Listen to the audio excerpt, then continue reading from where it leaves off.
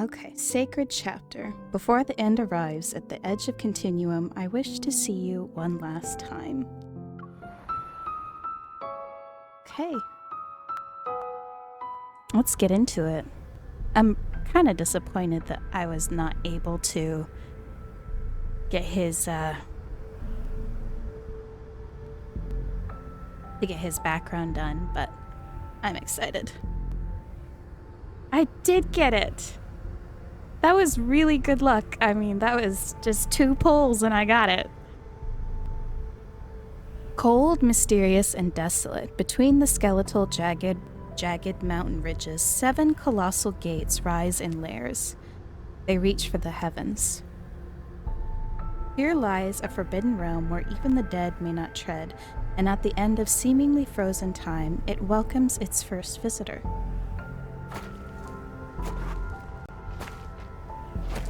Oh, I love the blindfold. You are a supreme deity, the embodiment of annihilation and divine punishment. You possess unparalleled wisdom. The way he says that, annihilation and divine punishment and wisdom, it makes me wonder if he's supposed to be a kind of god of justice? No. And also, who's talking to him? Do not set foot in Everlost where returning is impossible. You mustn't become one of those lamentations who are restless for all eternity. The Creatio stone from the primordial age. It lies in the netherworld, beyond the 7 gates, yes. You already possess supreme power. Why do you still seek the authority of creation? Beyond the 7 gates is a land where neither the sun nor the moon shine. Not even life and death can reach it. It almost sounds like he's going into Hades to try and bring something back. I'm thinking like Hades, Tartarus, and all that. Your hands may be capable of bringing about the destruction of countless eons, and your divine gaze may see the end of time.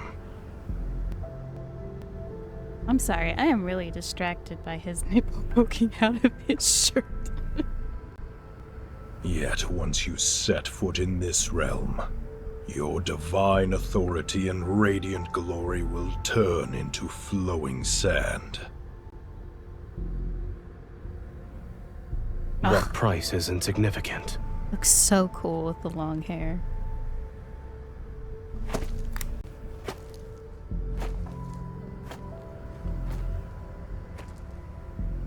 His steps no longer falter. The god crosses the threshold of the first gate and allows the surging waters to devour him.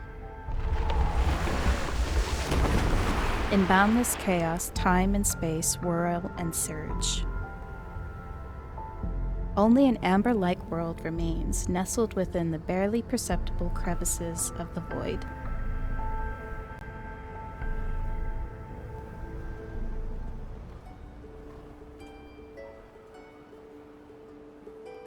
Niava, Citygate Avenue. Goddess of Niava, she is the most brilliant Hi. aurora beneath the heavens. Welcome, Noel. We shall sing of her divine name that never fades. Bricks glazed in dark blue form magnificent, beautiful city gates. They welcome countless worshippers who are here to pray and make offerings to the goddess. The poet plucks the lyre and sings, accompanied by music. Offerings flow like an endless stream into the tall, magnificent divine tower. Bricks of mud form her body. Her eyes were created from the purest lapis lazuli glaze. You know, I'm looking at the sides of this background and looking at some of the things that are on top of the shelves. They look quite modern. I don't know, I don't have the best view, but that looks like a framed picture up there on top of one of the shelves. Urtama, Ingar. The beautiful twin rivers are her flowing hair, while the riverbank's glimmering jade adorns her neck. She wields a colossal blade to cleave mountains and strike down the monsters to keep them in check. Humans emerged from cramped caves and built houses in the Divine Tower. They lived under radiant sunshine. The earth trembles violently as ominous black mist emerges on the horizon, its menacing claws stretched towards Niava. That was fast. In the blink of an eye, dark, heavy clouds fill the sky. Fierce gales whip the river water into turbulent waves.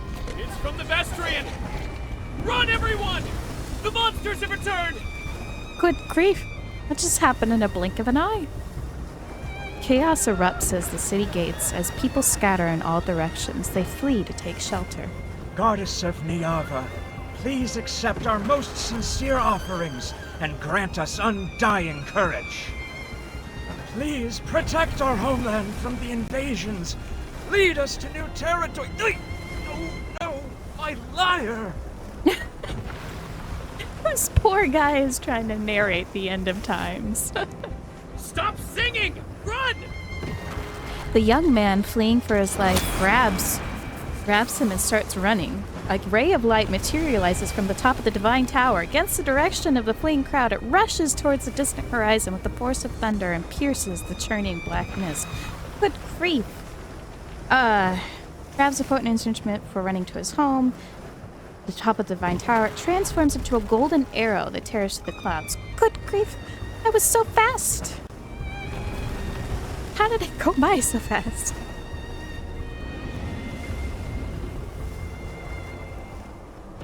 Let me know if I need to adjust the volume or anything, because I can. The rivers Urtama and Ingar return to tranquility. Under soothing moonlight, Niava falls into a deep sleep. Oh, I recognize this place. The golden arrow from that ray of light rises once more from the horizon and touches the night sky. Moments pass, then it falls into the silent Divine Tower and slowly transforms into an injured figure. The wounds spread across my body and form eerie golden patterns. Aside from pain, I can no longer feel anything else. The black mist that clings to me is entwined around my wounds. It slowly erodes my consciousness. Oh, so the monsters are infecting her? I try to calm my rapid pain breathing and barely manage to prop myself up with my sword. Why is this body becoming more fragile? My Niava is an extremely delicate world. It and its denizens need me. But the only one who can help me and save me... I grit my teeth. I don't want to say that name. Oh, there's beef. There's beef between them.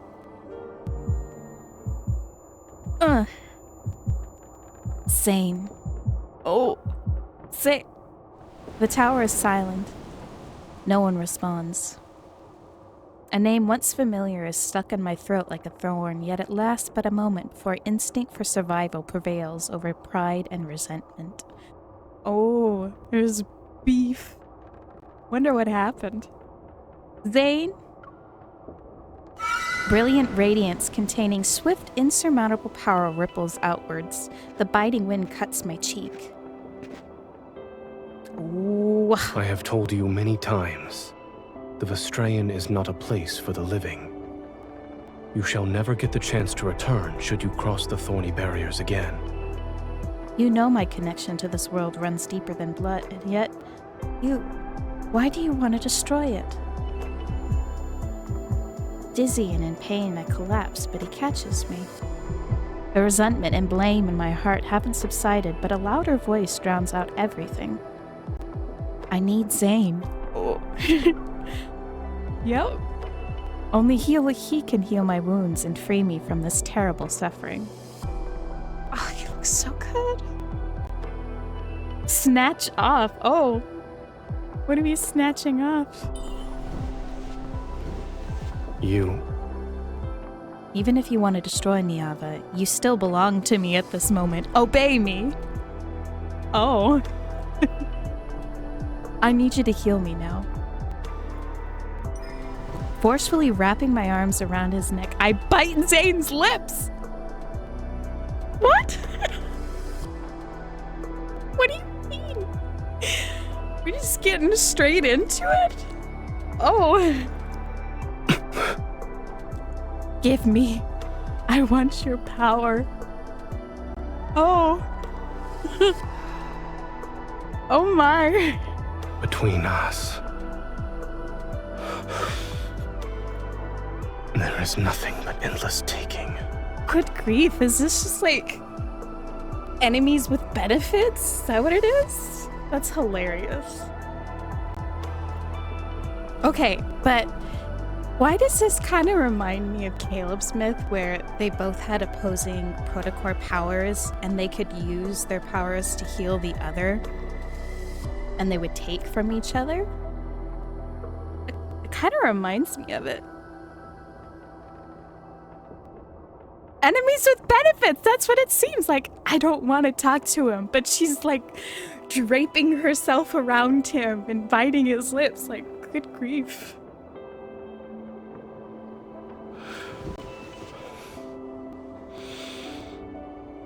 Behave.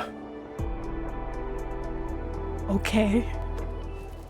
Oh, we're just getting straight into it. It's like right here. Oh, okay. It is enemies with benefits. Oh. That's funny. Your injuries. This is your resistance against me? Demand power. Like, see what happens when you don't just give in to me. Oh, she can just control them. To They're seek all help from the because of you. gods, you should let the gods hear your supplications. I am a goddess. Understood. Feel this, and remember what I'm giving you. Oh.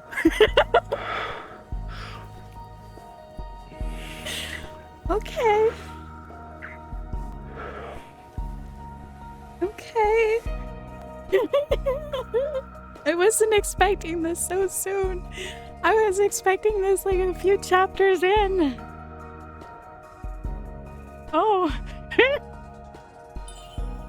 It hurts, but his power keeps flowing. What hurts? Doing it after a while?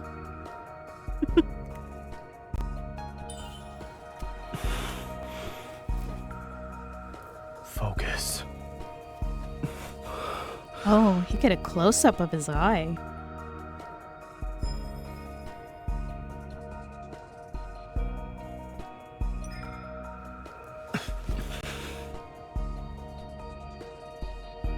I was just saying, I mean, she's like, oh, it hurts, but it feels good kind of thing. And I'm like, what hurts? Doing it after a while?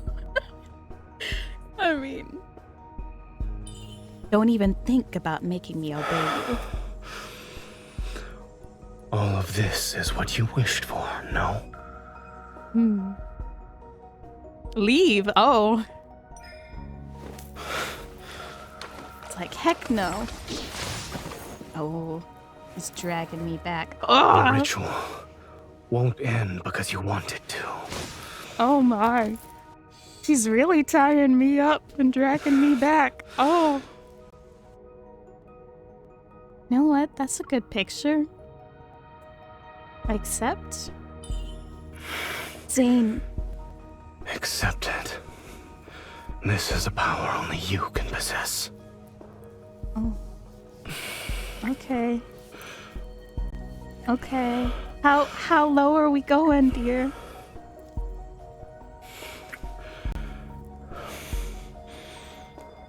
Oh my.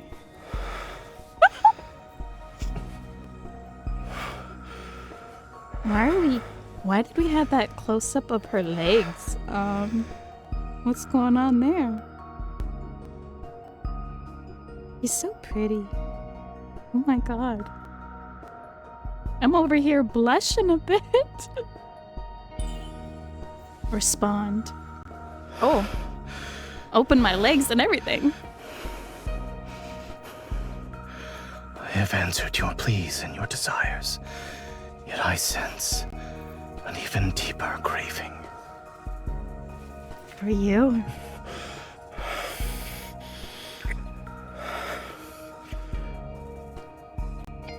Oh. Man. What do I get for this?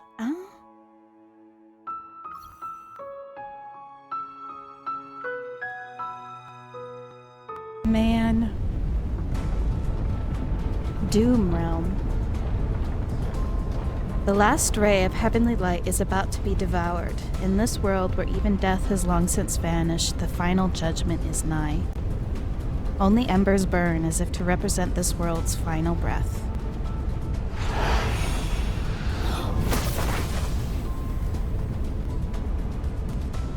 The natural order of fate is no more. Stop clinging to what remains. I love that he's so serious and not afraid to get stuff done. It really reminds me of Galen, his Catch-22 persona, which I was talking to with a friend earlier, and I love it. I love it. The longbow is taut like a crescent moon. Light converges onto the bowstring and transforms into arrows of molten gold. Heaven and earth sense imminent destruction. The air is filled with shrieks and wails.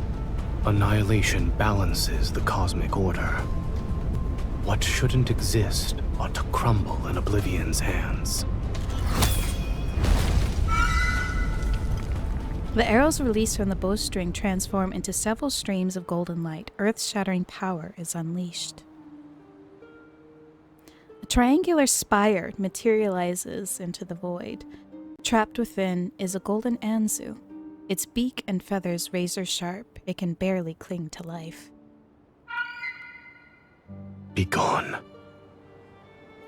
Zayne tightens his grip, and golden dust falls through the gaps between his fingers. This bird meets Oblivion in the distant depths of the universe, and a newly born golden Anzu spreads its wings in another unknowable place. Also, it's like a phoenix. A snowflake drifting from the unknown lands quietly lands on the back of his hand. It leaves behind a fleeting coldness. It's snowing.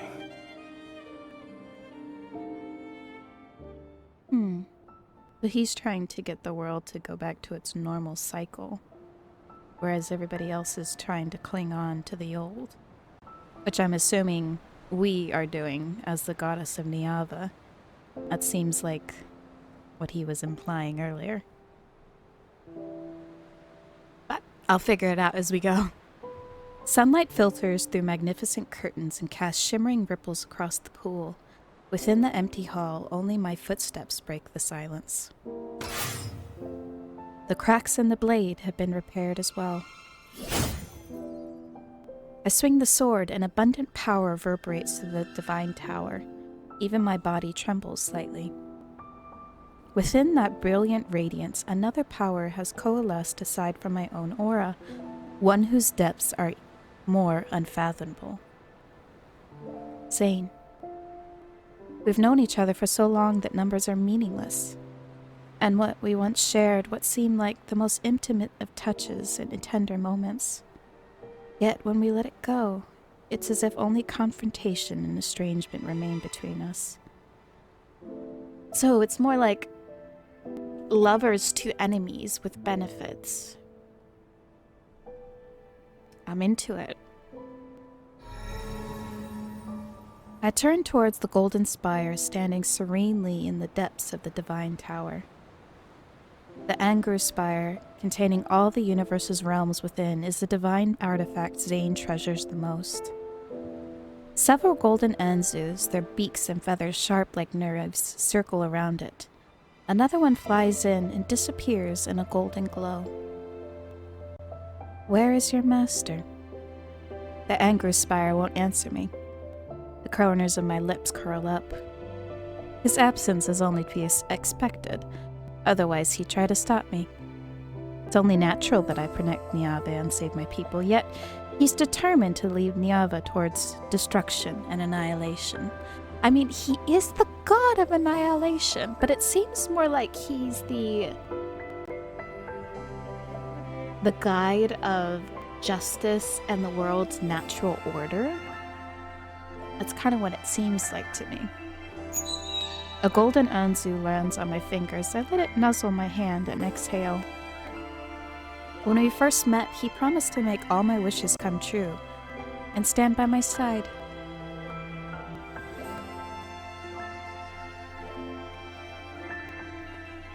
Long before the first grain of sand appeared in the high-art desert, before the first raindrop falled into Urtama's riverbed, my feet had already touched Niava's chaos and dust. All grew under my gaze and touch, and people learned to survive by following my divine edicts. I guided them to build their homes, and I severed every monster's head for them.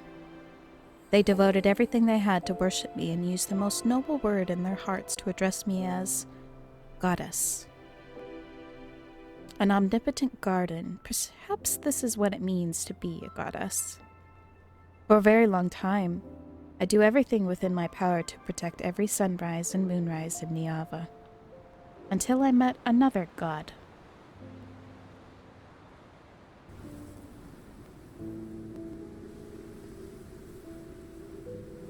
Pretty.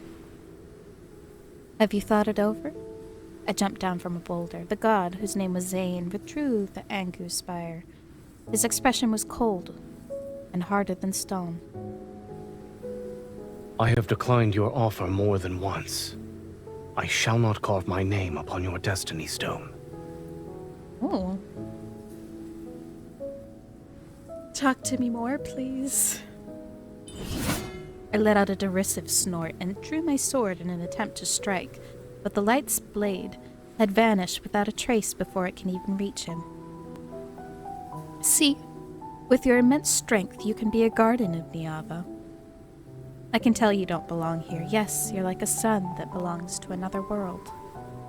If you don't carve your name upon the destiny stone, you'll disappear like sand. Once my name is carved into it, the trajectory of our fates will be inseparable. Are you desperate to forge an important covenant with a man whose name you only know? A covenant? So this is like marriage. An arranged marriage. I see. Marriage of convenience. Strangers to lovers to enemies. Oh, I like this. See, now it's got my mind spinning because it's like fates will be intertwined. And isn't he the master of fate later on? I'm not too into Zayne's lore. I know some things, but I don't know. I kind of struck something in my brain. Why not? I told you my name too, did I not? You're willing to go to such lengths to make me stay. All for the sake of protecting these mortals? Contract marriage? His intense gaze fell on me. For some reason, there seemed to be a trace of anger. That's not all. You're kind of hot, too. I have other reasons, such as I looked at him and appreciated his appearance. Okay. I was not expecting her to actually do that, but yeah, I get it. He's hot. She gets it. I appreciate this, MC. You're handsome. Having you by my side would brighten my day. All I need you to do is glance in your direction. Well, now will you accept my offer? I think you're hot. Oh my goodness, that's too much.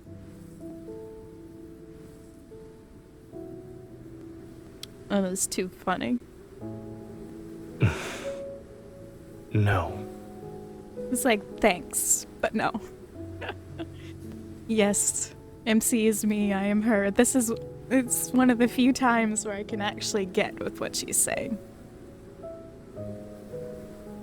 He turned, walked away, and left behind a cold warning. Stop following me. But why? Of course, I had no intention of listening to him. In this land, people passionately pursue what they desire. All of Niava belongs to me, and Zayne will be no exception. He's standing in the same realm as I am, after all. Well, she's the one pursuing him. But before I could catch up to him, an unexpected battle left my body severely damaged like never before. It was also then that I realized my body would deteriorate because I fought. There would be a day when I'd perish. And Zayne was actually the only god who could provide me succor.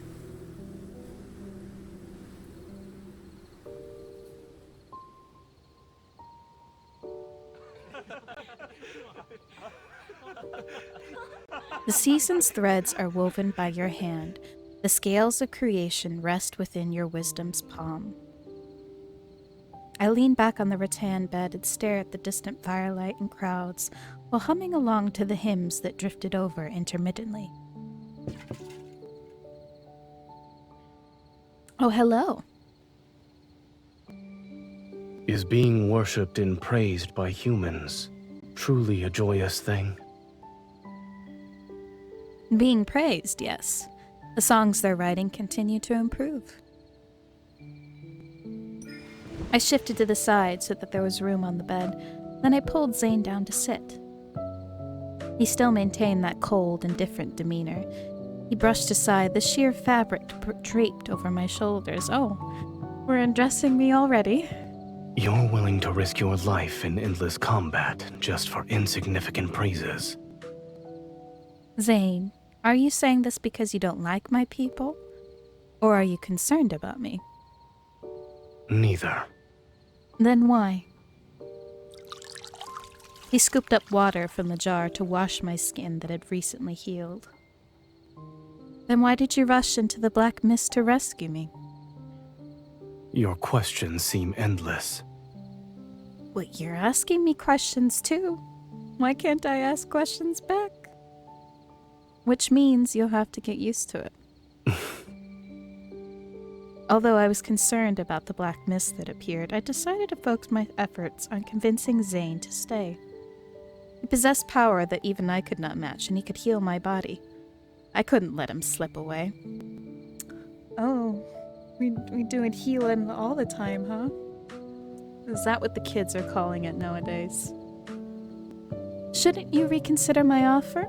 We're more than strangers who know each other's names now. I gave him a meaningful look. When he'd healed me, I had been somewhat unconscious. However, I remembered more than he thought. Zayne, what were you doing while I was unconscious? Zayne? Excuse me? Okay. I don't need you to care for me. You know, I could say the same thing about you because you seemed really concerned about questioning me so hard about this and caring for me. It's a little suspicious, Zayne. I grabbed his hand and sat on his lap. According to Niava's laws, you belong to me. You have no right to refuse. Oh. MC is the forward one in this one, I see. I see.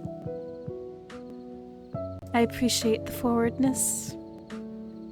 Do I look like someone who follows those so-called laws? I smiled and kissed his eyelid. You can push me away. You don't know anything, yet you dare to open your mouth. Well, you won't answer my question, Zayne. How else am I supposed to get information here if you won't tell me anything? Although he remained calm, his gaze was reminiscent of a deep pool where dark torrents surged beneath the surface to warn me.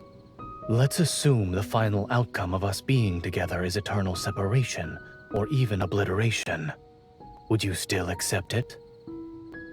It is better to have loved and lost than never to have loved at all. Hey, I believe in that. You and I haven't even experienced a beginning. Why are you already thinking about our ending?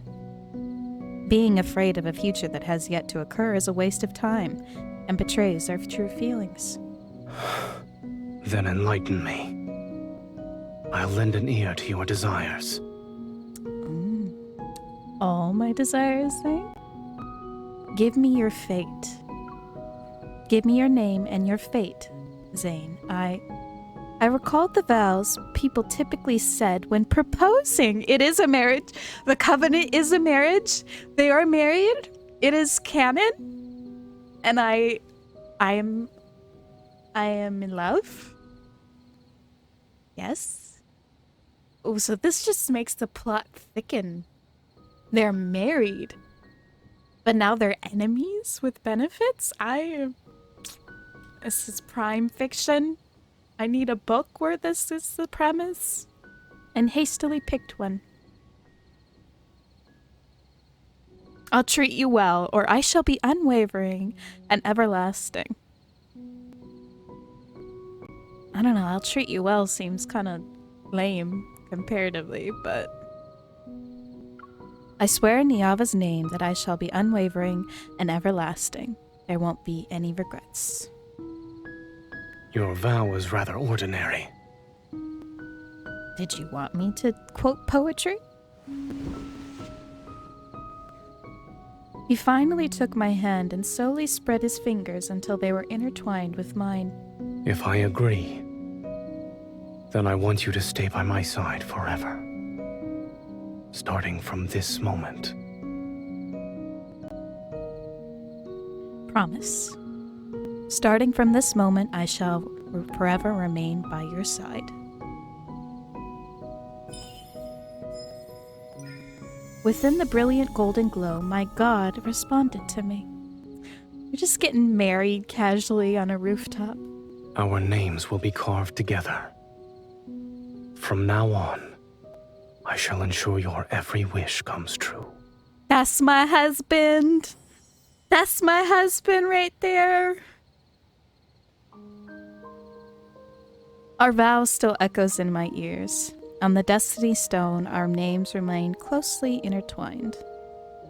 But that black mist, the appearance of the Vastrian, quickly became the beginning of the conflict between Zayne and me. He did not protect Niava as I had wanted. Instead, he allowed the Vastrian to bring catastrophe and devour my people's homes. I was wrong to have those thoughts back then. How could a god who governs annihilation possibly harbor goodness and mercy towards Niava? My fingertips are packed twice, which makes me return to the present moment. I unceremoniously poke the bird's head. What? You still want to protest on his behalf? I bet you he's still not saying anything. He won't tell me anything. Just says it's for our own good. Won't give me specifics. This is exactly what gets you in trouble with MC in the future. All you boys dancing around the issues, not giving me any information, and then I make decisions off of it, and it comes off like I don't know anything because I don't. Because you won't tell me anything, whether it's in the past, present, or future. You boys are all the same. Good grief. The golden Anzu suddenly lets out a shriller cry before pecking my palm with greater force. Fresh blood immediately wells up. Rude? Before I can react, it spreads its wings and flies back into the anger spire. Wait, you...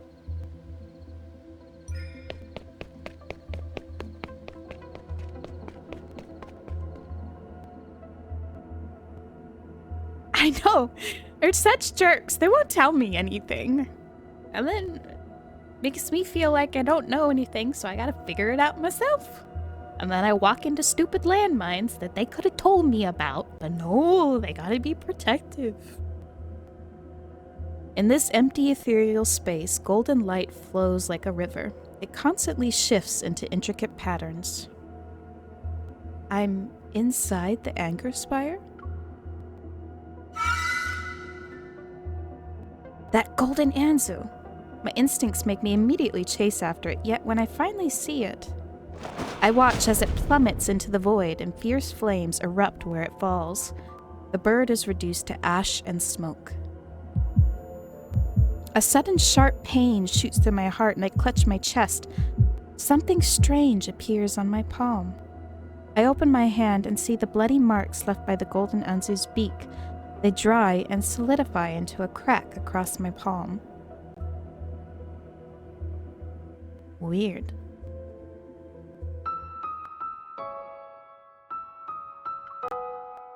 I don't know how many I'm going to be able to get through tonight, but I'll try. I soon understand what that strange line meant. The golden thread intertwined in my hair suddenly snaps, and the broken jade cuts off a strand of hair. I hear a silent lament from Urtama. Niava's rivers, Urtama and Ingar, are akin to the most two vital arteries in a heart. But now that one river has stopped flowing, the body called Niava is about to lose life's luster.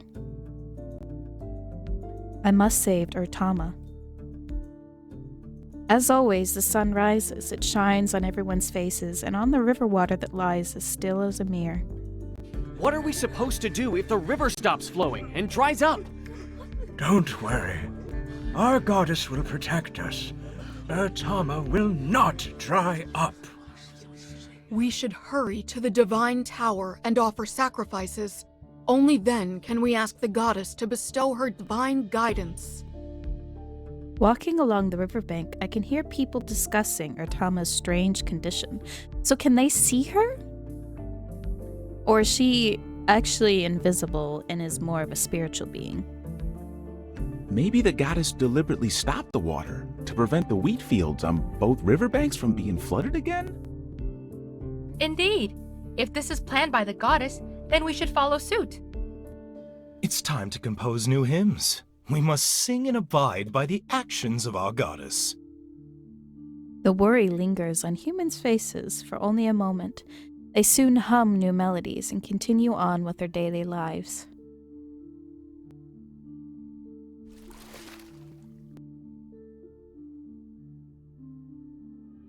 I stir the river water. Ripples spread across the surface, but they vanish in the blink of an eye. They're disappearing too swiftly. This matter isn't simply a problem with the river's flow. Something is messing with Urtama. Samira throws several small stones. The ripples are fainter and disappear faster. How strange. The river water is stagnant. Is this truly the goddess's will? Who is this lady? Wow, this lady's really pretty. I'm assuming she's gonna be important because she's got a face card, but... Wow. It isn't. At least I believe it isn't.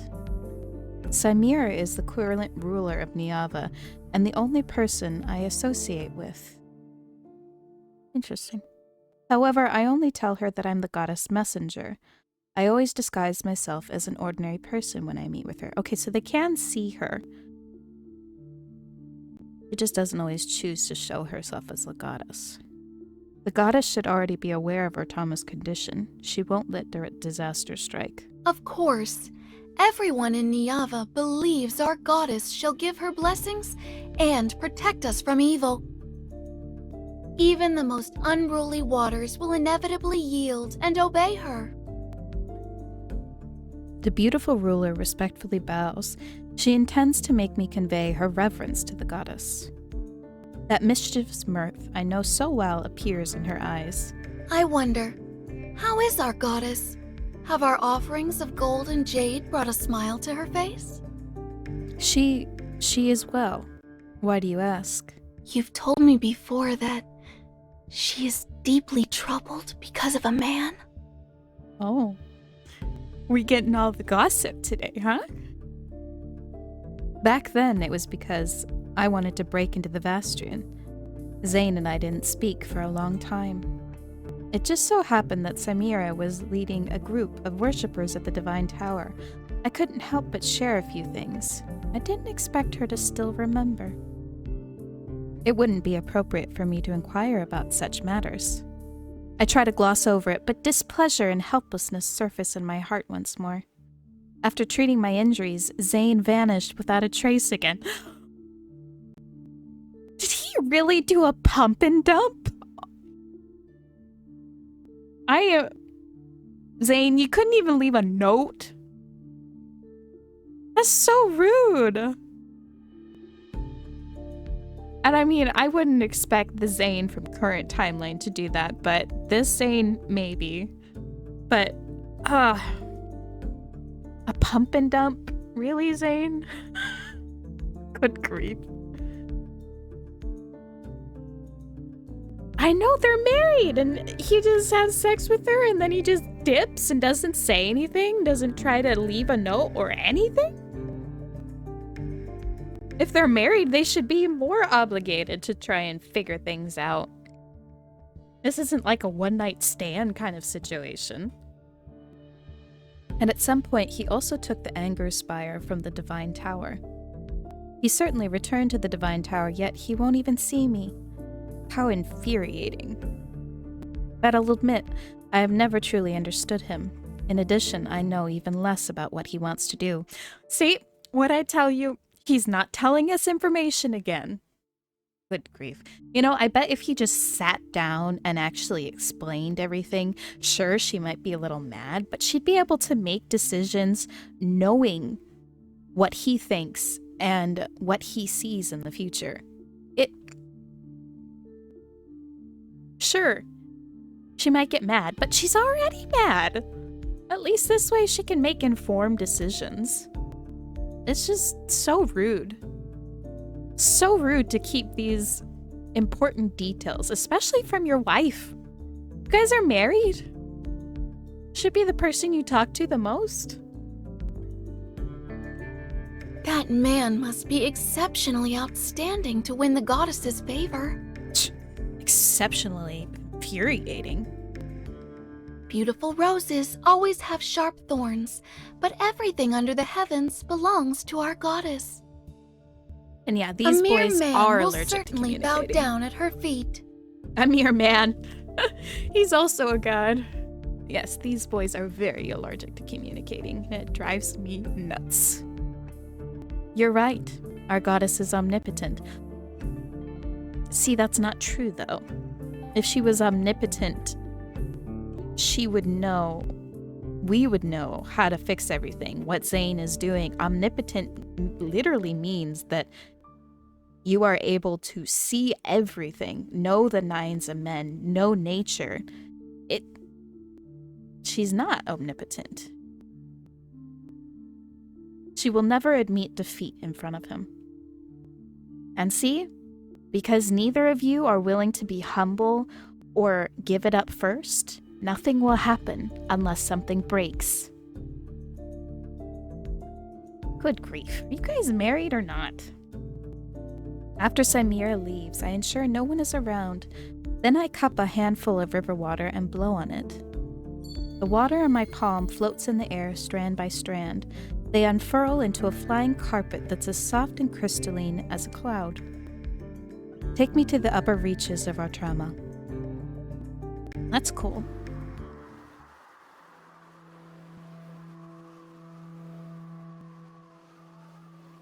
Headwaters. Mist spreads as the night deepens, and a subtle presence in the wind becomes increasingly pronounced.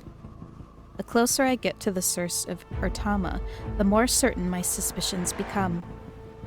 This is Zayne's power. Little jerk! Little turd! Oh, we're about to get a fight. This presence, it's the same as what I've been exposed to before. It's Zayne's power. Is he stopping the river from flowing? Several strands of complex emotions are ensnared in my heart, and the flowing carpet woven from water seems to sense my restlessness. It speeds up.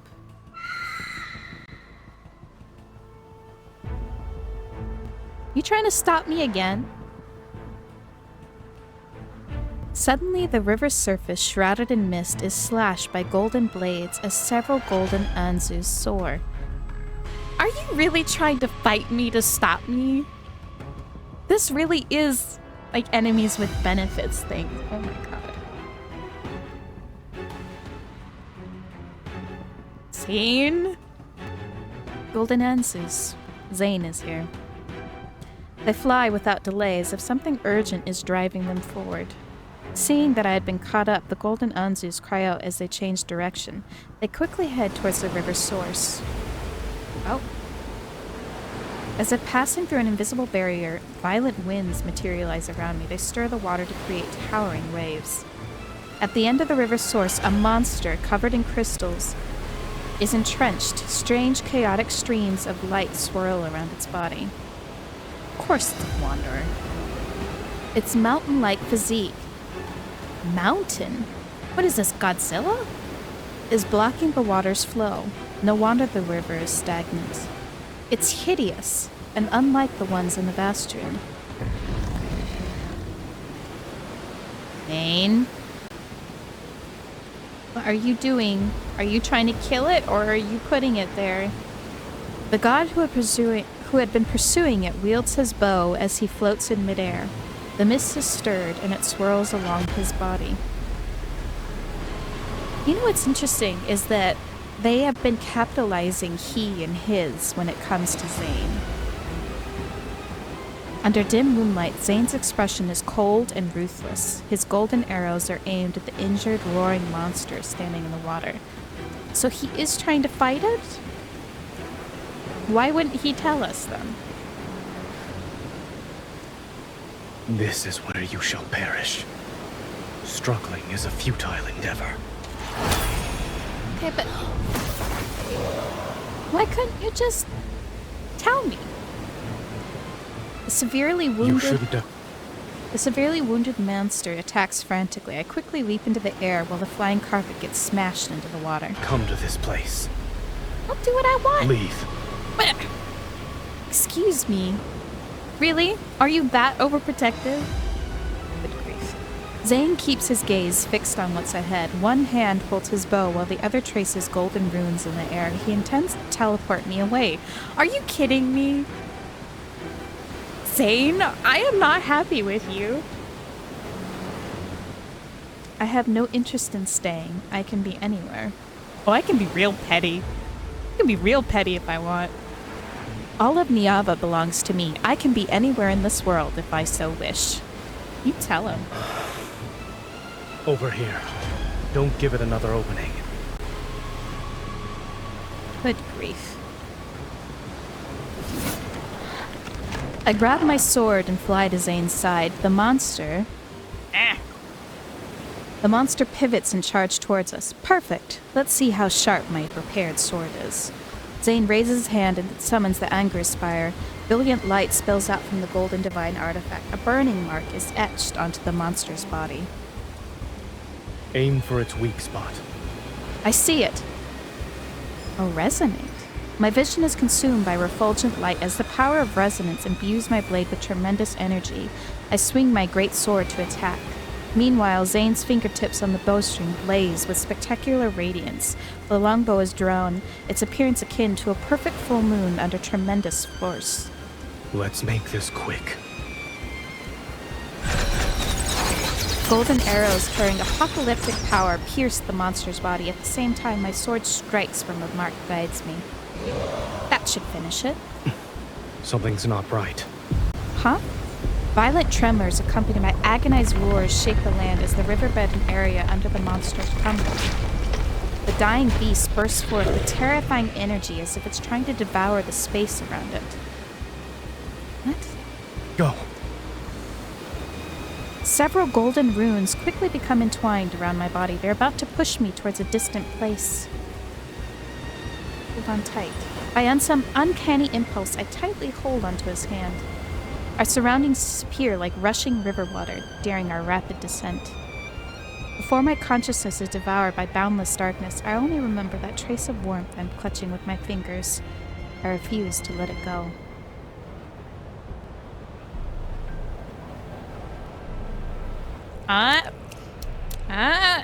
I know what that is. Can't fool me. The eye in the galaxy, I know. Enfold? Bone-chilling coldness washes over me again and again. I curl up. In the cracks between the universe and time itself, Golden Eternity's gaze lands on me.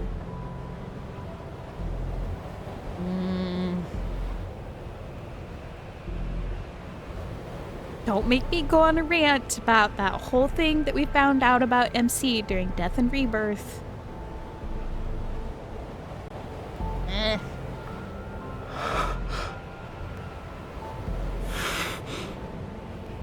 You breathe into my ear like that, Zayne. Who... Is that my name? I want to see the voice's owner, but a hand suddenly covers my eyes. That's kind of hot. There's no need to rush. You need to sleep for a long time. I really wish you would just tell me what's going on. I really wish you would. The cold sensation fades. Warm golden light envelops me. There will be a day when we meet again. Ian?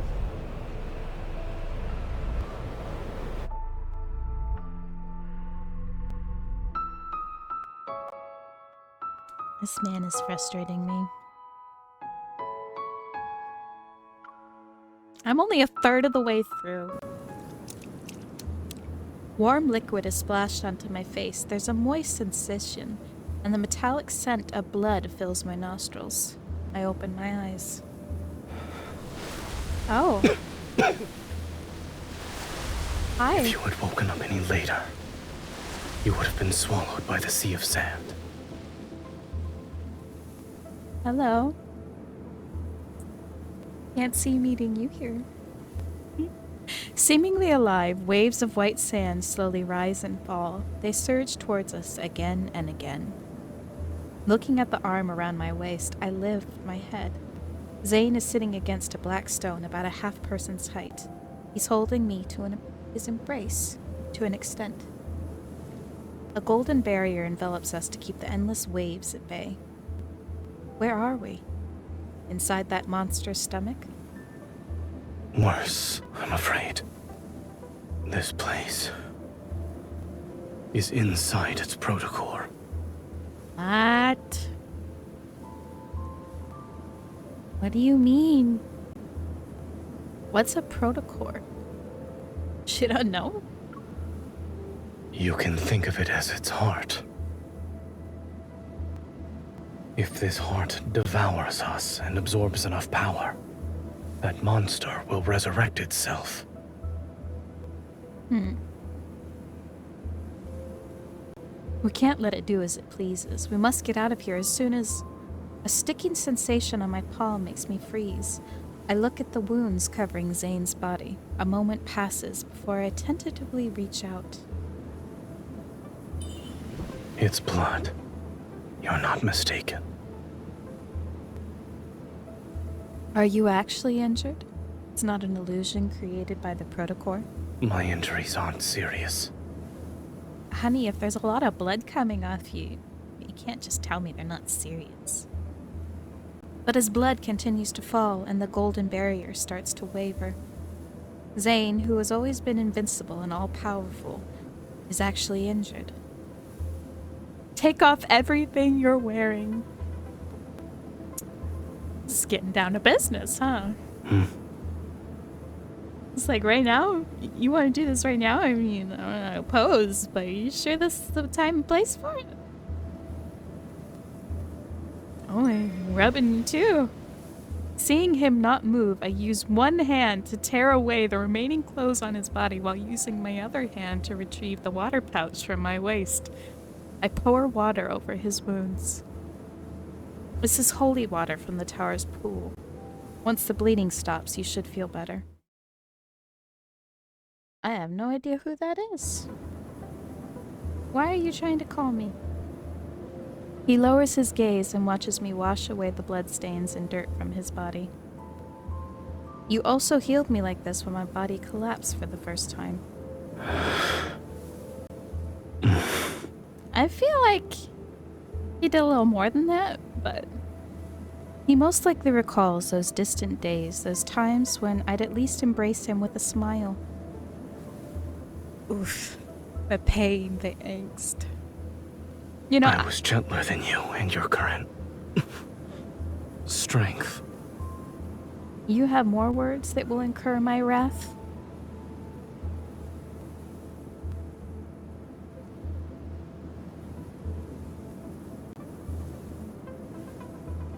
I don't know what I could say that wouldn't make you angry. I let out a soft hum and grabbed his hand.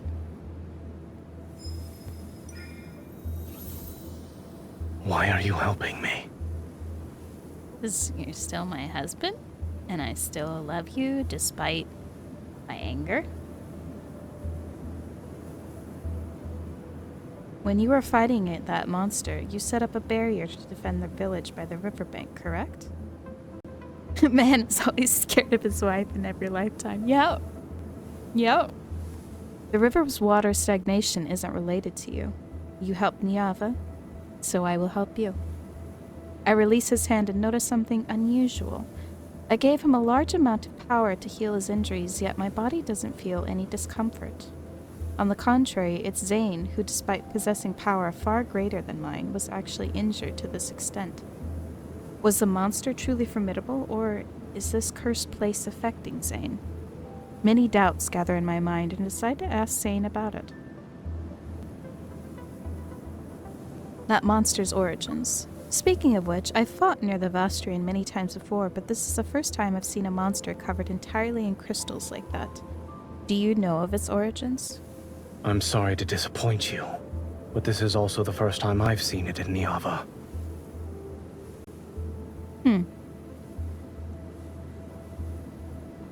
Zayne turns to churning waves of sand, yet he seems to be looking at something somewhere farther away.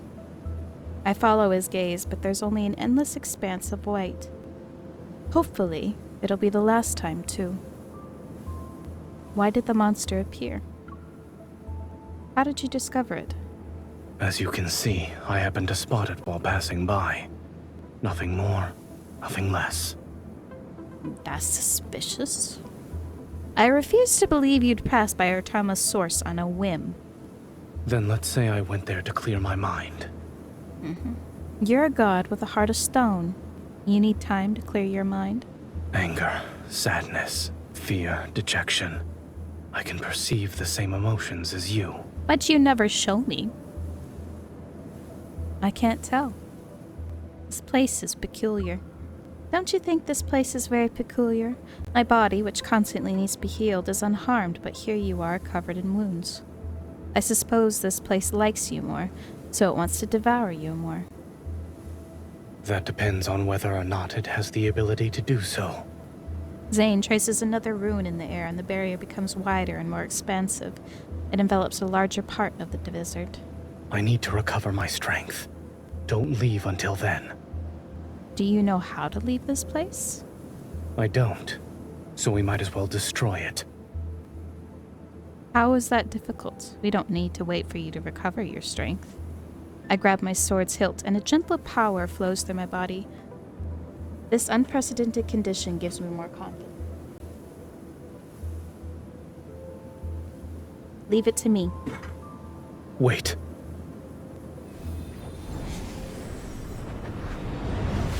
I stand on my tiptoes and immediately transform into a golden arrow. I swiftly ascend towards the night sky that's as black as ink. One moment later, Zayne watches the golden arrow fall like a meteor. It returns to his side and transforms into a figure he's most familiar with. Dust and sand swirl. Draping his outer robe over her, Zayne closes his eyes and silently focuses on restoring his power. Oh, so we couldn't do it? Zayne spends the days meditating. Days? To heal his injuries. With nothing else to do, I can only wander around the desert that's covered in golden light. Within this strange space, there is no distinction between day and night, and the color of the sky isn't clear. There is only a faint strip of white beyond the distant clouds. It could be the outline of a spire's top, or a broken crescent moon. I build a fawn fire. I am listlessly piling up sand. Zayne quietly sits down beside me.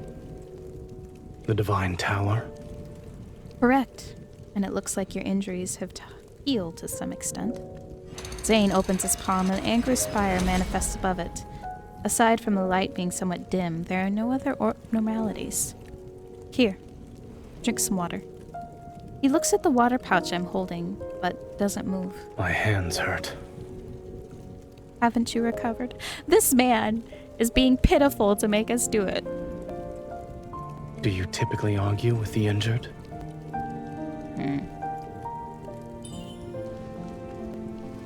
Resigned, I help him drink the water. Then I recall my harvest from the desert and pull out a few orange carrots. I could only find these. There's nothing else that's edible. Of course it's carrots. Eating something might help you recover faster. That won't be necessary. When he's hurt, he's like, no carrots. I'm leaving. Scared away to the carrots. He quickly returns to the Blackstone side, sits down again, and dons on that dignified, serene appearance. You don't fool me, Zayne.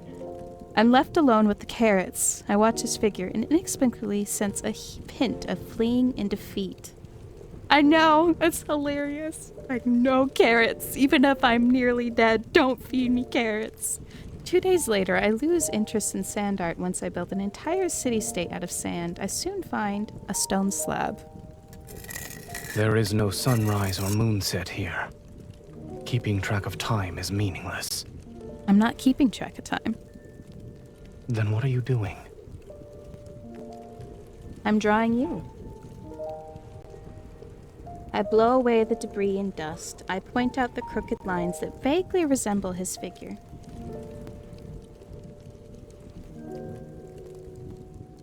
This is how you appeared when you were injured, and this is how you let me give you water. Over here is how you looked while recovering. When we return to the tower, I'll put it in the most prominent place. You remember such disheveled moments whenever you see it. Childish. Whatever. Let me show you something that's not childish, then. Using my memory, I carefully draw symbols in the sand before me. Several rocks here had these. It was almost like someone carved them. Assuming they're text, these symbols don't belong to the Niavan language. Can you read them? This space doesn't truly exist. It's simply a shadow cast from somewhere else. These symbols might be from the past, or perhaps they exist in a more distant future. In either case, they're of no use to us. Are you saying that everything we're seeing and touching is an illusion? No. You can actually die here.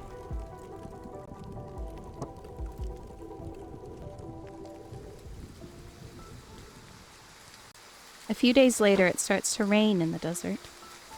I don't like the rain. It represents rust, shapeless mud, and sometimes overflowing rivers, but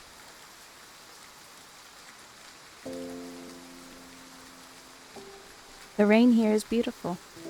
Countless fluorescent blue raindrops fall like stardust from distant realms. They cascade through golden halos, and their splashes leave shimmering glimmers. Hi, Lynn. If what you said is true, then do these droplets also come from the past? Or the future, perchance? Neither. They are time itself. I don't understand. It's okay, I gotta get going soon. My husband needs help with something. My pulls were great. I got him in 2 pulls. He raises his hand and the angry spire gleams with golden light. It's more brilliant and dazzling than ever before. In other words, Zayne has fully recovered. We'll leave once the rain stops. All right. How strange. I don't feel the joy I expected. There's only a subtle melancholy. Something. Nah, it's just our kids. When we return to Niava, will we go back to how we were before? What do you mean? I mean, I had a pity of 10, so it wasn't that out of the ordinary, but I just had soft pity, not hard pity. So I am happy that I won my 50-50. Will only appear to be cordial when the reality is that we're emotionally distant, like strangers. Do you want us to be like that? I shake my head. I know you have things you need to do. There are secrets you can't discuss with me. I know, I got really good luck. But I've also speculated countless times. I thought maybe you never truly intended for Niava to be destroyed. Yeah, I want to save a lot of my pulls for Silas's rerun and the multi-banners, so I'm happy that I got him just using the limited tickets I had. After all, there are many things you wouldn't need to intervene in. What is the answer you desire? Maybe I was wrong? Bye, Lynn. I'll be off in a minute or two. You might as well tell me I'm wrong. You'll bring destruction to Niava and always be my enemy until the end of time. Then I could steel myself to treat you harshly. I speak coldly to mimic Zayne's tone. Unexpectedly, he shows a hint of amusement. I don't intend to let you fulfill that wish. I also don't want you to always be angry with me. Don't want to be enemies? The rain's gentle pitter-patter has ceased before I realized it. The clouds have thinned and that white glimmer has become a little more clear. Zayne withdraws the golden barrier, perhaps sensing its impending destruction. The desert falls in unusual silence. Go back. Niava is waiting for you. Once the last word leaves his mouth, a tiny cold droplet suddenly falls into his palm. What's that? It's snow. What's snow? I've never seen it before. Your Niava doesn't have snow. After the first one falls, a multitude of those cold white flower-like specks drift down. My attention shifts to this curious phenomenon as I catch the cold descenders and notice their appearance. All of them look different. Every snowflake is unique. It's similar to how every person in this world is different. The snowflake grows heavier and shows no signs of stopping. It mixes with the white sand and doesn't melt. I crouch down and scoop up a handful, pure sand and snow. They're indistinguishable from each other. Once they fall, they're fated to melt. Everything in existence cannot escape decay and annihilation. He holds my palm and the cold wind immediately blows away the sand and snow from my hand. But destruction is the only force that can bring about new life, yes? I catch a flying ice droplet again. Like Niava's denizens, the weeping that accompanies death resounds and new life cries for the first time. It's time to go. The anger spire rises from its hand, its massive body settling onto the white snow stand and manifesting a brilliant golden magic circle. As soon as I reach out, Zayne tightly grasps my hand. The warmth he transfers dispels the cold from my fingertips. When I step into the Anger Spire's magic circle with him, I look back at the heavy snow that's gradually covering everything behind us. This snow is unworthy of your affection. But you are? The violent tremors and blinding white light make it seem as if the world is collapsing. Then I pulled into an embrace that's as cold as snow. Okay, that felt longer than the other ones for some reason. Yay! More time. Okay. We have about 5 more portions of the story to do, I think. I would still remember those brief, dreamlike days long after they passed. In my memories are the silvery sea of sand, the luminous blue rain, the swirling snow, and the warmth from Zayne's palms and embrace. Urtama begins to flow again.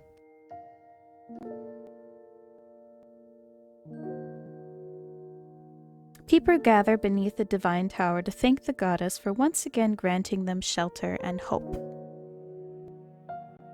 However, a vague sense of worry and unease still lingers in my heart.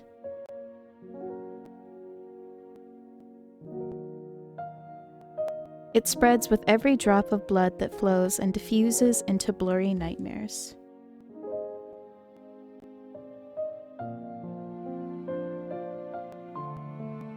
Are you awake?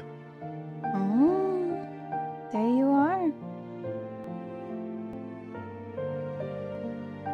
A ray of morning light shines on the divine tower. It draws a sharp line of light and shadow across the smooth tiles.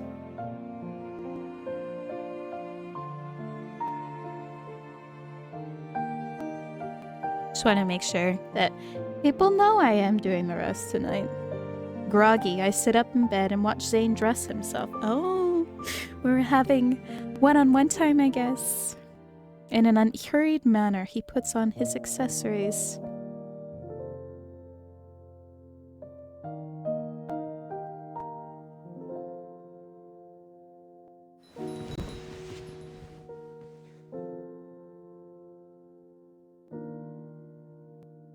You had nightmares last night and cried out in your sleep. Is that so? I don't remember anything. Hi, Kayla. Were you watching a first part? I was streaming earlier and during the first part, but I have time to do the second part today. Well, tonight, I mean. I suppose I did have a dream. It's most likely a terrible one, which is why my subconscious doesn't want to remember it. What did I say? I only heard you cry out, Niava. Then... you gave me a good wallop. A good wallop? Did I hit you in my sleep? Where did I hit you? Truly? Where did I hit you? Let me see. Here.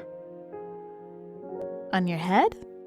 I look intently for a long time before finding a barely visible streak of blood on his neck. I hit you so hard that I drew blood.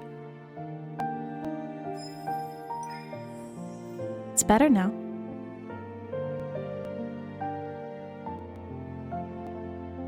A few golden anzus land on the top of the pillars. They cast a golden glow. Dazed, I catch sight of Zayne smiling very faintly. Since returning from Urtama, our relationship has improved considerably. Whenever I wake up, I often see him. Yes, marriage counseling and therapy worked. Just gotta be thrown into a place together where they can't leave. It works every time in a romance novel. You're afraid of something. Losing you again, probably. I only knew you had the power to destroy, but I didn't know you also had the ability to interpret dreams. I can tell simply by looking at your eyes. Special powers aren't necessary. I clench my fist. The crap on my palm still exists. It hasn't disappeared, even though the river has begun to flow again. Is it possible the golden Anzu that turned into ash in the Anzu spire represents Niava? Should I ask Zayne directly? But then he'll be more aware of the fact that I accidentally entered the Angru spire. I chose my words carefully. Zayne, I remember you saying that your divine gaze can see those that are about to meet their end. So, what you see currently is Niava included? Yes. I see. I nod. For a moment, I can't think of anything else to say, so I can only respond with silence. I thought you'd be furious. I am the goddess who protects Niava. If I lose my composure, then Niava's future will fall further into a pit of hopelessness. Besides, didn't you say that you wouldn't let Niava be destroyed? Can I assume that... I smile and place both my hands on Zayne's shoulders. The end you see isn't necessarily set in stone? I'll have to be more careful with my words when you're around. But you also understand that without an end, nothing new can arise. I'm back! This is the unshakable law that governs all realms. Do not even attempt to touch fate's forbidden territory. I ended up having time. My husband, go back. So, I'm back. We will finish tonight. That is interesting, though, because he is the master of fate later. So, it almost seems like he has that sort of...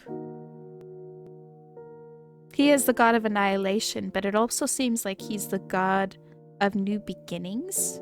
Because he can see where things end and the way new life rises. He governs that. It's not all destruction, which is interesting. Such as the Vastrian. I sigh. My relationship with Zayne has improved so much of his late. I don't want to get into another argument with him again. I understand. I won't take any risks. I give him a hug before jumping down from the bed, just as I'm about to head outside. Where are we going? Oh, are you coming with me? My belt gets caught and I turn around. I haven't decided yet. Maybe I'll walk around and think about how to save Niava. Come with me then. He pauses, his fingers that rest on my waist falter before tightening their grip. Oh, you're holding me by my waist, huh? He clears his throat. There's a gift I want to give to you. Ooh. Gift? Zayne leads me through the city's alleyways. On the streets and by the riverbanks, there are busy, ecstatic humans everywhere. Zayne covers his eyes, and I wear a veil. At this moment, we're simply two lovers walking hand in hand amongst the crowd. Does that really protect your identity, though? To wear a little blindfold? What is this gift? This is the third time you've asked this question. And you still won't tell me the answer. I'm doing my best to restrain myself for the third time.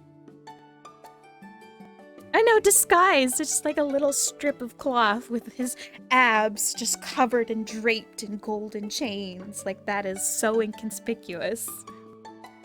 Curiosity about the gift overshadows the slight unease in my heart, yet what I'm more interested in is... giving gifts isn't something you do. Where did you learn this from? Many humans do this. It's not hard to learn. While speaking, he walks to a wooden stall and lifts the griot's cloth curtain that provides shade. Is Sagria here? High Priest? It's been a long time since I've seen you. High Priest? Are you my High Priest? Are you secretly helping them worship me? Zayne, you big softy. Doing this on the sly, pretending you don't care. An elderly woman walks out of the wooden stall with trembling steps, and once she sees Zayne, her wrinkles are filled with happiness. He's such a tsundere. I'm here to collect the honey and dates I requested before. This amulet is for you. Place it by your pillow. You won't have headaches anymore. Oh my. You still remember that. The elderly woman thanks him repeatedly. After accepting the amulet, she brings out a jar of golden honey. On seeing me beside Zayne, her smile widens to the point where her eyes are almost a thin line. Yeah, he kind of does. Is this his disguise voice? You have a wife now. You two suit each other very well. Come, this bottle of mead is for you both. It's a wedding gift. Even though we've been married years now. Okay, why am I in love with him? People calling me their wives. I mean, it just sounds so sweet. I know Raph is always my bride, but I haven't heard wife before. It's just, I love hearing say, oh, your wife, my wife. If they do that in Silas and Caleb's myth, I'm gonna choke. If they actually say it, like actually have a line where Silas or Caleb say, my wife.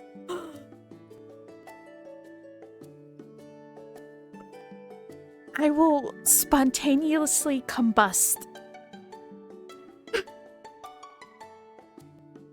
I know, Silas calling me my best. This is my bestie. No, your wife. A ceramic bottle is unceremoniously given to me. Yeah, MC did call Caleb her boyfriend, under great duress. But it was more of an implication. And it was more of a naughty implication, because I recorded Chasing Summer, and she's like, let's just say we'll just be meeting 110 from now on. A sturdy one. And oh, that's a much more naughty way of saying that. Although I'm stunned at first, I quickly get a mischievous idea. Thank you. But we haven't sought guidance at the Divine Tower yet. If the goddess doesn't approve, then we can't get married. This is a wonderful thing, though. How could the goddess not approve? Sagria. The dates? Oh, yes, the dates. After bidding farewell to Sagria, Zayne carries the heavy dates and honey. He also takes the mead from my hands. Why did you buy so many sweets?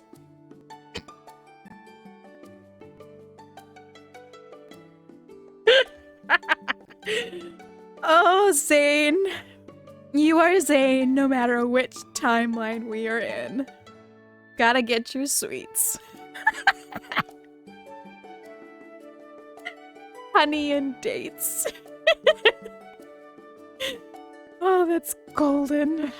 They're for divination. We need to please the goddess. I am the goddess, right? How can you be so certain that the goddess will like them? We can find out. Am I gonna be your treat? Are you gonna drizzle that honey on me and lick it off? I'm not opposed. He holds out a date in front of me. In all of Niava, Sagria's pickled dates taste the best. Would you like to try one? Full of anticipation, I eat the one from his hand. It's sweet enough to slay a goddess. Of course, they're super sweet. Near the riverbank, Zayne knocks on the door of a mud house. An honest man greets us. High Are you priest, taking us on a the wild date? herbs you asked me to pick are here. Will this suffice? That's enough. Thank you. You know what's interesting is that his outfit on his right shoulder has a type of flower on it that I'm sure has some type of symbolism. As Zayne examines the basket of unknown plants, I talk to the man named Sabir. What are these herbs used for? I'm as clueless as you are. These suddenly appeared one day in the wheat field behind my house. I was gonna cut them down and throw them away, but the high priest passed by, saw them, and asked me to sell them to him instead. He also paid me to set aside a small plot of land. I was told to let the wild herbs grow there. Now he visits regularly to buy them. If Zayne treats them as important, then could the herbs have special properties? I take a small piece and taste it. It's bitter, with unremarkable texture and unlike the plants humans might forage. Zayne turns toward me. The herb is poisonous. Spit it out. Well, then why do you have it? Yeah, see, right there. Right there. I don't know what those flowers are. I mean, I can obviously see the sun symbolism, and I see the skeleton symbolism on the marks on his hand, and he also has a bit of a snake. Like a snake eating itself, almost, with the circlet on its head. Yeah, maybe. But I don't remember jasmine flowers being that big, but maybe they sized them up.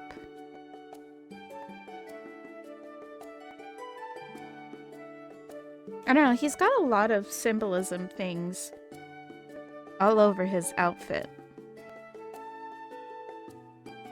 Yeah, Ouroboros. That's a snake eating itself. Annihilation. I know I don't have his outfit, so I'm just kind of analyzing it right now. And it's interesting that he has this big cuff around his neck, like a collar. And then he has the 2 feathers hanging off his chains. And then, let me see.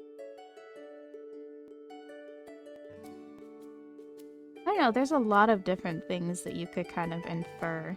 Like, he's got some charms hanging off his belt, even. A lot of wing motifs. I don't know.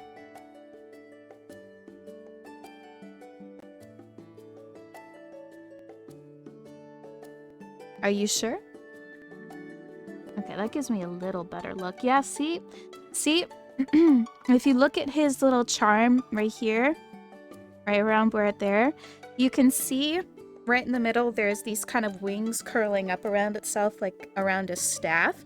That's a biblical image of them holding snakes up on a stick, and whoever in the Jewish camp looked up upon it was healed by holy power. So he does have a holy, I mean, it's another snake thing, but he does heal her. But it also harms him to an extent. Which I wonder if that ties into his Ouroboros circlet. Huh. I don't know, there's a lot of interesting things to look at on his outfit. Okay, sorry! I was very interested in his outfit for some reason. My response is accompanied by my gaze. I'm the goddess, after all. How could a tiny plant possibly poison me? Yeah. Yeah, I mean, the staff and the snakes and the healing and annihilation and destruction and him being held by divine authority, which has cursed him. Yeah. It's all very interesting and connected. But Zayne immediately reaches out and grips my jaw. Will you do it yourself? Or do you need me to provide assistance? Okay, Zayne. Handling me like that. I'll do it myself.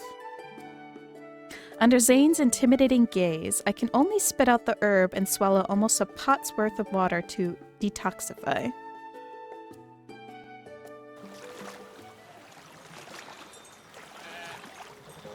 We continue walking downstream along the riverbank. The clamorous voices fade to an extent, and smoke drifts from the tranquil villages.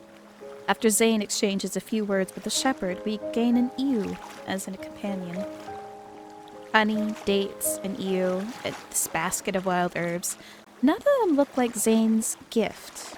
Resting in the shade, I use a bundle of fresh grass to distract the ewe and prevent it from eating the basket of poisonous herbs.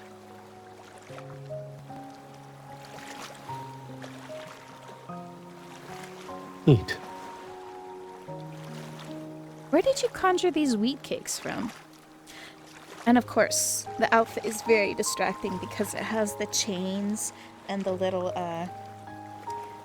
metal belt that all directs my gaze right there. It is very distracting. I ran into an acquaintance earlier and they gave them to me. He spreads the honey he obtained on the wheat cakes and hands them to me along with a few figs. You know so many people. When you weren't at the Divine Tower, were you befriending every mortal you saw? I wouldn't call it that. I merely had a few chance encounters and we became associates. But you remembered all of their personal issues and tried to help them. Those humans are fond of you. You don't actually dislike Niava. The humans here don't annoy you either. I never said I disliked Niava. You never said you liked Niava. I gently punch him. You could have explained this to me earlier, yet you let me have misunderstandings about you for so long.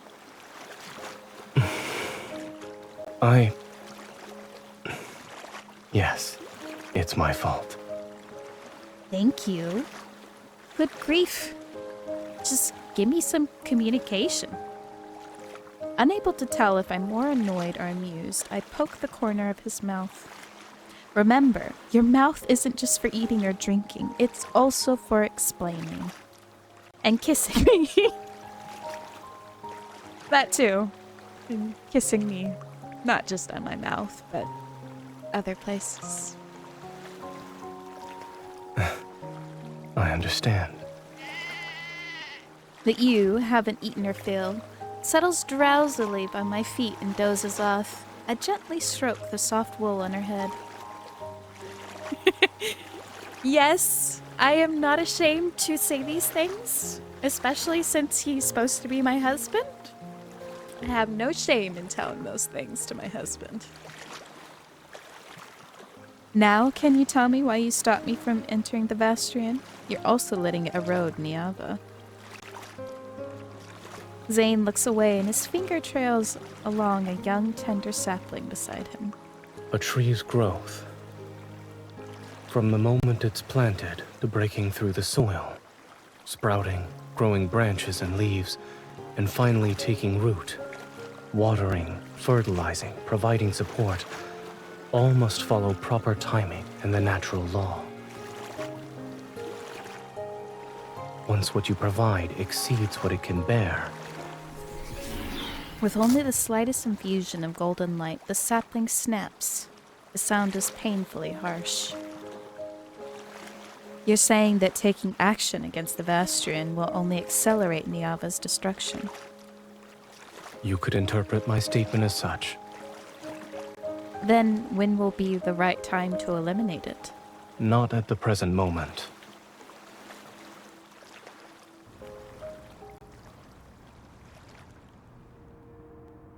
After passing through another wheat field, Zayne finally brings me to our destination, a home that belongs to farmers. After unloading the items that you had been carrying, a weathered woman welcomes us into the house. High Priest. How has Nagan been these past few days? That's interesting. If you look under his cuff, right here, it looks like he has bruises or something. It might just be shadows, but they look more like bruises than a dark shadow. That's strange, like right there along that area. I followed your instructions. I carried him to the river each day to wash him and fumigated his room with torches. And he's not in his injured outfit at all, so that looks like a bruise to me. Because right here, you can see kind of shadow, but this looks distinctly like purplish bruise sort of thing. I don't know. He's been awake for longer periods, but the evil presence on his chest still hasn't disappeared.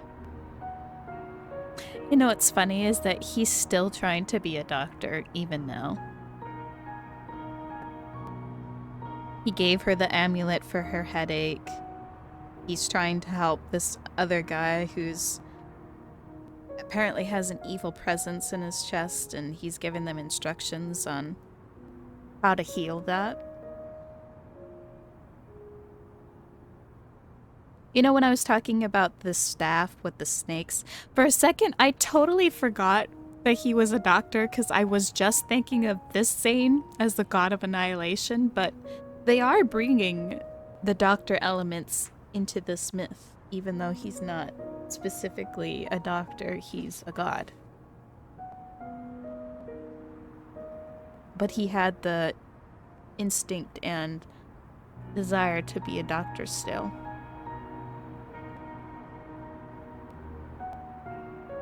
Interesting. Let me examine him first. She is an envoy from the Divine Tower. She shall bestow the goddess's blessing upon your child. I feel a gentle push at my back, realizing what's expected of me. A nod respectfully to the woman. She wipes away her tears and bows to me in return. See, that doesn't seem like a shadow, because he's facing more towards the light, and it's still there.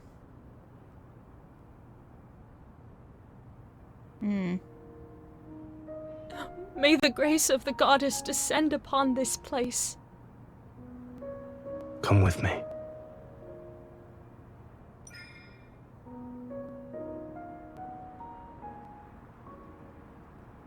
A clay lamp burns inside the mud house, its meager light revealing an unconscious child on the bed. Yeah, I don't know. It said that he seemed stronger than ever, but I wonder if wearing those cuffs is kind of like something that holds back his power, and maybe it always hurts him and cuts into him, restraining him, or maybe it's something where he wears them so that when he touches something, his annihilation power doesn't leak through, but it hurts him. Like suppression cuffs, almost. I don't know if that's true, but it does look like a bruise, so. Its meager light revealing an unconscious child on the bed. His face is contorted because of the pain, and his breathing is shallow yet labored. There's a fist-sized lump on his chest. I've never seen this kind of illness before. Unlike gods, humans fall ill in age. I've also listened to many people's voices praying for recovery at the Divine Tower. Priests distribute talismans and amulets for dispelling illness and plague. Other than that, humans can only pray and wait. There's no fever, and the blood spots on his body have faded significantly. I'm trying to look, but the stupid text box is in the way. I can't tell if there's a bruise there still. You stupid text box? I forget if I can get rid of that. Maybe if I take a picture, I can see it afterward. Oh. We can expel the evil presence from his body today. Have you examined this child many times before? Yes. Before entering, I noticed several rolls of linen in the corner of the courtyard. They're burial shrouds that were apparently prepared for this child. That's depressing. Do you plan to use your power to heal him? I shall cure this child, but I won't use my power. This world already has methods to free him from his suffering. Oh, so he is practicing medicine. Zayne hands me a bundle of poisonous herbs and a ceramic bowl. Oh, he's creating his own medicine.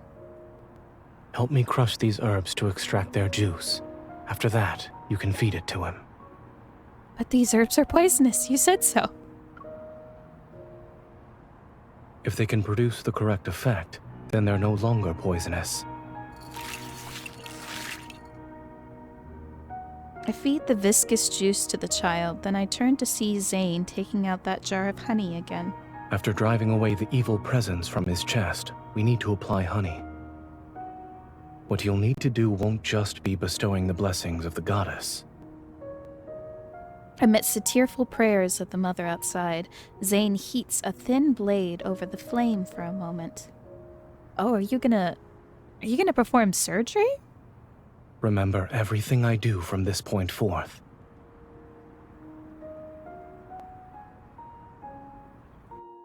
Did he just like give him an anesthetic?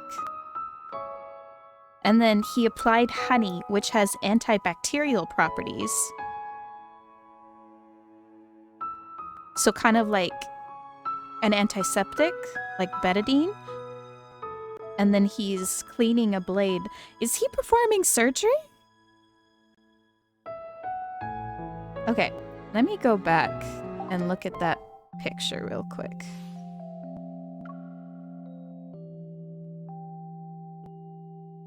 Okay, so I don't see a bruise in this. Maybe it is just a trick of the light or a shadow. Okay.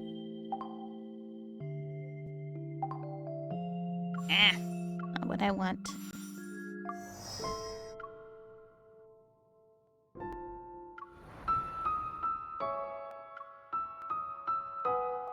That's interesting. There is no moon tonight, and the stars scattered across the night sky are like glimmers of light on a dark river's surface. I sit by the riverside to recall the events that unfolded in the room. The toxins in the juice can temporarily numb his senses, so he won't be in too much pain. Ah, so it is an anesthetic. I was right. After removing the tumor and surrounding necrotic tissue, mix fine salt and honey. Apply the poultice here. This will help the wound heal. See? Antiseptic. And it's a tumor. And necrotic tissue, so he's using terms like that. That's interesting. Then use sheep's milk to detoxify him and nourish his body. Zayne's voice was calm and quiet, his movements composed. With his care, the child's pained expression gradually disappeared. He will survive. That's interesting. He just gave me the bare minimum and I just jump a leap and start explaining things even though he started explaining things himself. Oops. Sorry, Zayne.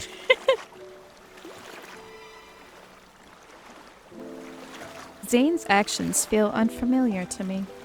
In the depths of my heart, there's always been a faint tremor. It's as if something is about to break through the soil and emerge from the earth. Clean his body every other day, but don't touch the wound. You can feed him more sheep's milk. I love it, Curly. I didn't mean to steal Zayne's thunder. Sorry, Zayne. I didn't realize you would explain it. It's just my midwife and nurse training hopping in like, oh, this and this and this. Oh, this. I know all this medical stuff. Sorry, Zayne. My nurse training coming to bite me in the butt.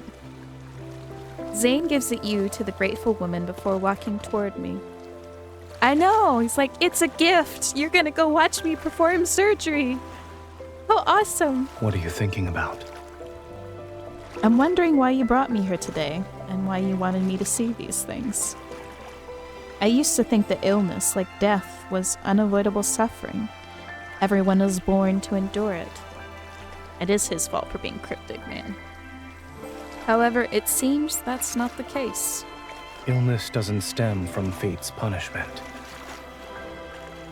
It comes from every grain of sand, every breeze, every drop of water, every morsel of food we consume. Everything in this world could potentially become a source of disease. Okay, so I don't see any bruises on his arms here either, so it might have just been the lighting. So if you want to cure it, you must seek answers from this world. I blink, unable to fully understand Zayne's words, but the trembling in my heart grows stronger. So I wonder, because she said that he's someone who wanders from world to world, he has access going to different realities, and he's staying in this reality for now. I wonder if he received doctor training in another reality. And that's why he knows all this stuff. Not because of necessarily being a god, but just having access to those other realities and learning it himself.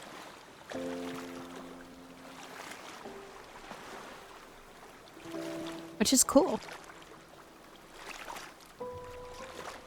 I blink, unable to fully understand Zayne's words, but the trembling in my heart grows stronger. You missed that? I mean, it said at the beginning that he wasn't from this world and that he was visiting, and she's like, well, if you're here, you belong to me now. But he'd lived for longer before that. When you healed that child, you didn't use any divine power. That means healing can be accomplished by ordinary humans. Your people possess wisdom. They will do even better. Yeah, I guess he learned all this other stuff when he was in other realities. I wonder why he chose to stay in Niava. Was it because he was just simply curious and he hops from reality to reality, but she kept him here because she's like, hey, you're hot, marry me. You belong to me now. And he's like, shoot, I'm sold.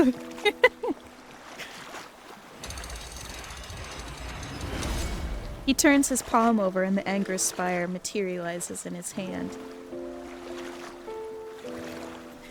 Yeah. He's a simple man, he says. I see pretty woman, and I am done for.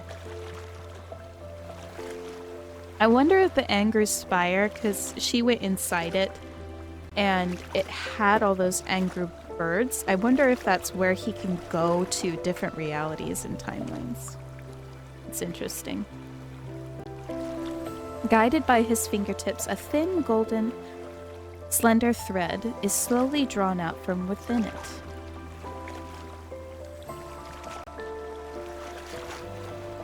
Give me your hand. Because he has all this power over fate, it seems, where he can see the beginning and the end of things. So I wonder if that's also where the golden threads are, and that's part of why he can control her with it. Is not just because they bound to themselves to each other by marriage, but because he can literally control fate itself, like the strings of fate from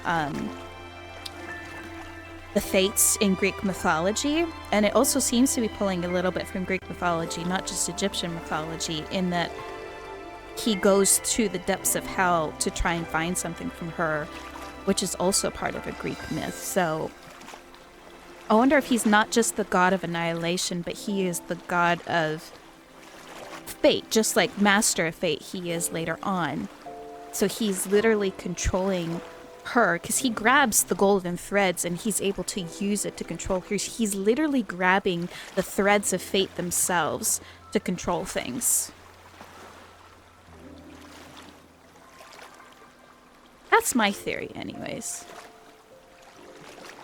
This is my gift to you.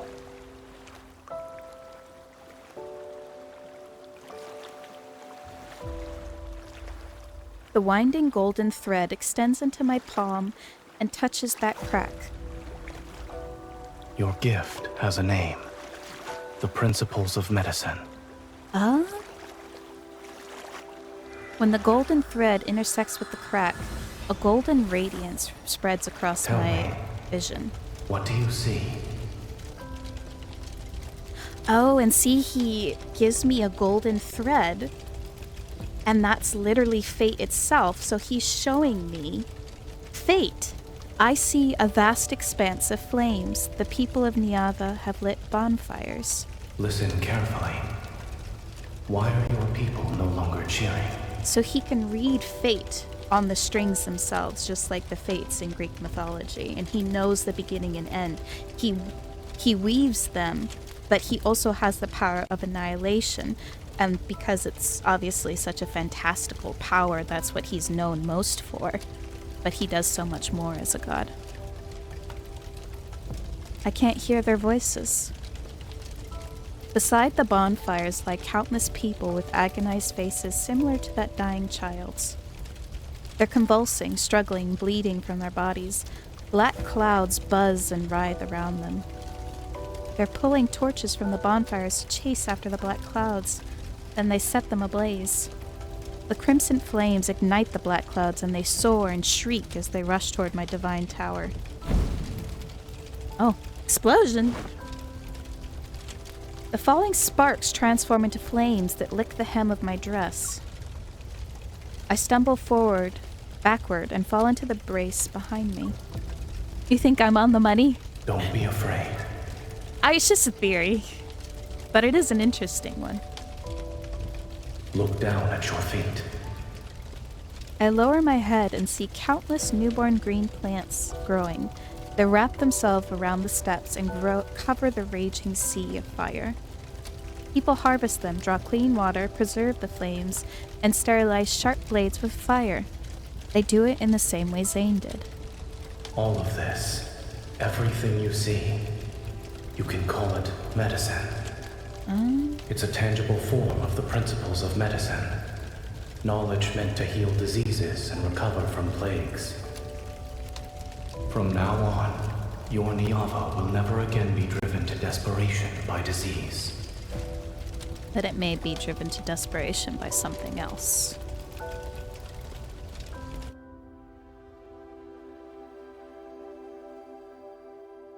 It's not long before an unprecedented plague arrives in Niava. I taught these principles of medicine to Samira in the form of a divine prophecy. Soon the suffering people lit fires, killed insects and flies, gathered unfamiliar plants they had never before recognized, and consumed their extracts. They begin to ask about how the blood in their bodies flow, why their hearts are able to beat, and how their bones support them. This is like, the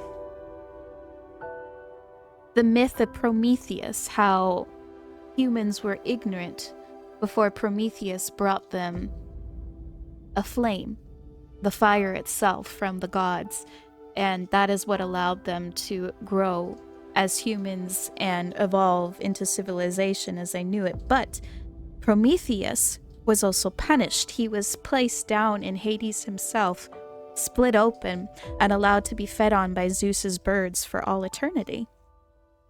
Hi, Ashley.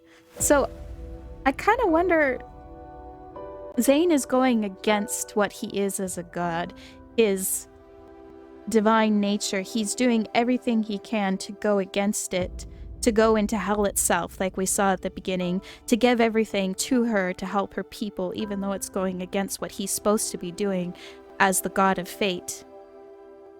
I am good. How are you, Ashley? And I just see a lot of parallels between that and a lot of Greek mythology more than Egyptian mythology. I wonder if, he brings this flame of knowledge, this fire itself, to the people, but then he's punished later on for it. And I wonder if that kind of feeds into why he's punished by Astra later. Because of what he does during this timeline, he goes against what he's supposed to do as the god of fate, of annihilation and beginnings, stalling all for the sake of love. And even though he's not necessarily strung out to let his intestines be eaten by the god's birds, it's the same kind of concept. That's interesting. The looming shadow of disease gradually fades from Niava. After that, Zayne gave me more gifts. Iron casting, metallurgy, water management, land reclamation, calendars, mathematics, all things he learned in alternate realities. And see, he is giving all of these things of knowledge, things that are of other realities, of gods, of things that they were not necessarily supposed to have before. And it is helping them avoid destruction, essentially. He's going to help her. And that's why he's punished. Interesting. Each gift ultimately made life more vibrant through my people's wisdom. The city-state grew stronger and my Niava achieved a glorious prosperity that filled me with joy. The crack on my palm had also faded considerably. Oh.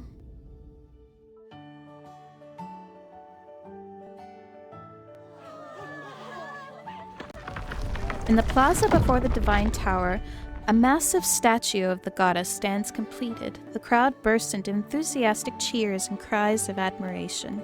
We crafted her body from precious lapis lazuli and traced her features in gold.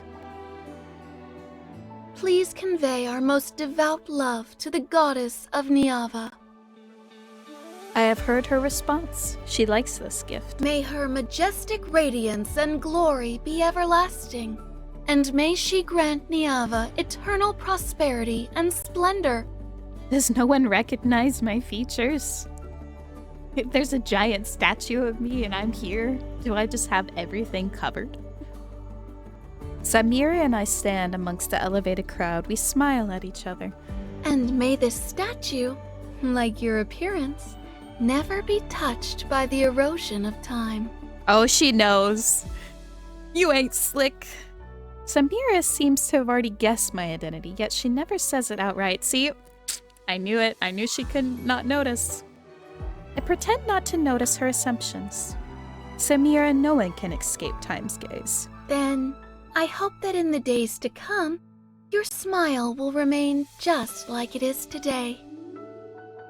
I touch my cheek beneath the veil, oh, she is wearing a veil, and steadily clear my throat to suppress my smile. So, the man who troubled the goddess gave her his heart? Why are you always thinking about matters of love as the ruler of a nation? Love brings happiness and fills people with longing and fascination. Who else does she play? I know this voice also does.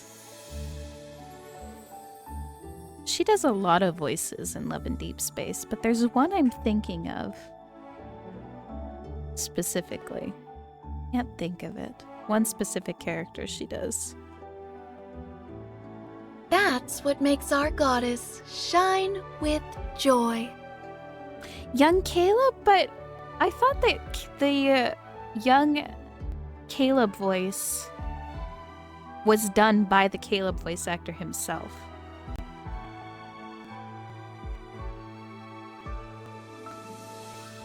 You know who this reminds me of? It reminds me of Kevy. The one from Homecoming Wings, Caleb's Myth.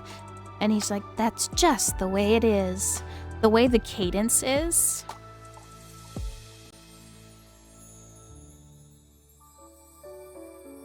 The way the cadence is really reminds me of that.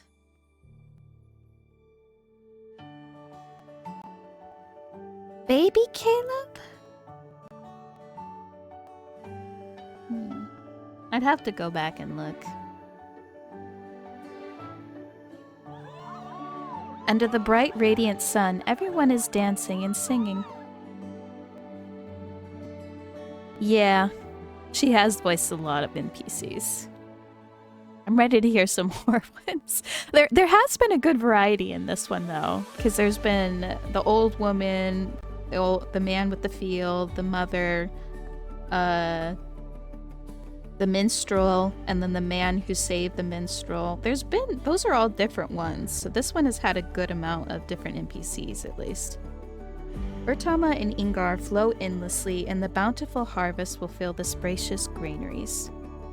The city walls, made of lapis lazuli and glazed stone, become more magnificent, and the poet's melodious songs travel with ships to distant lands. I gaze toward the top of the Divine Tower, and I know Zayne is looking at Niava, at me. Ready to wave at him, I raise my arm. Oh. A sharp pain spreads from my palm and encompasses my entire body. An ominous premonition immediately wells up in my heart. I open my slightly trembling palm. The crack that had been troubling me turned into an open wound. Oh.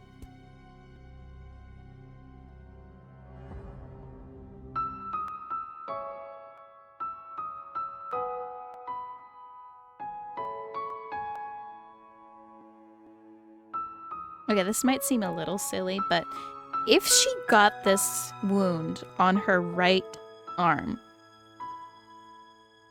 she has trouble with her heart.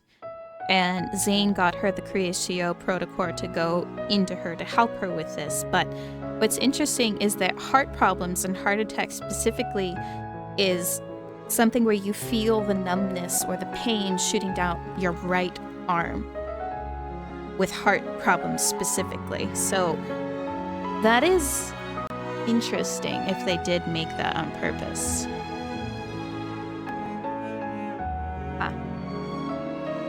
Okay, 3 more.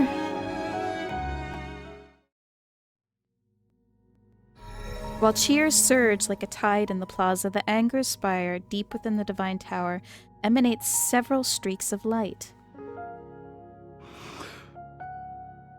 You see, the bruise is gone. It's not the same as it was before.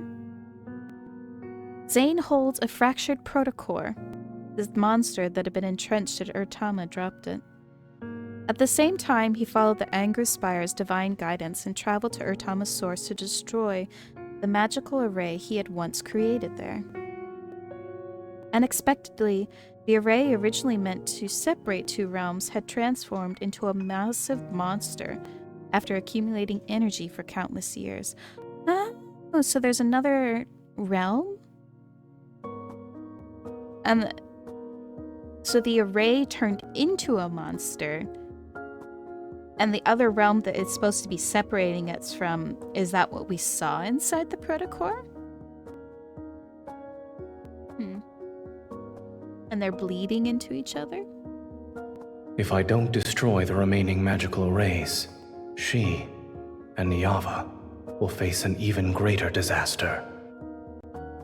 But that would be the herald of an even swifter farewell.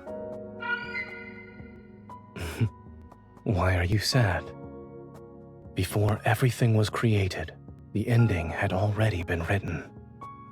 For her, its early arrival should be a better fate. See? Fate again. It's interesting. Are you trying to say that you're trying to spare me an even worse fate by bringing it about quicker? I don't know. I kind of feel like I want all the time with you that I can get. The golden Anzu softly calls out as it flies away from Zayne's finger. It once again disappears into the Anger Spire's rotating ring of light.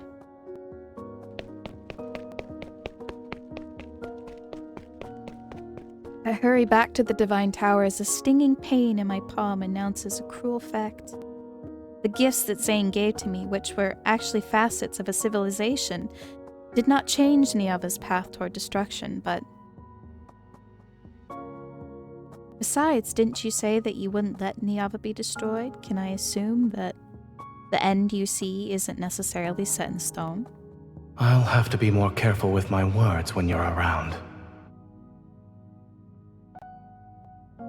Zayne wouldn't make empty promises. He gave those gifts to me because he has a plan. Zayne, what do you intend to do? My intuition tells me Zayne won't say anything, so where will I find the answer to this mystery? The golden Anzu's call passes overhead. Following its shadow, I spot the Anger Spire in the distance. I enter the Anger Spire. The mark on my palm appeared after I accidentally entered it. If I enter the Anger Spire again, will I discover something new?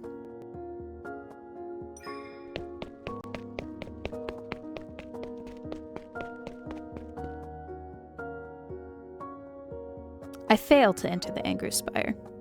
An invisible barrier blocks my path, and the runes that appear on it bear the same pattern as Zayne's golden ornament.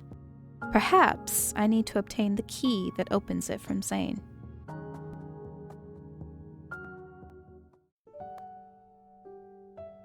Oh, he has the flowers on his back, too. That's interesting. If you see here, it's got a belt. It's more like an ornament that holds up the little bit of shawl. I wrap my arms around Zayne's shoulder and see him holding a reed pen. He's drawing on a wet clay tablet. The outline looks somewhat familiar. It reminds me of the new statue the humans carved for me.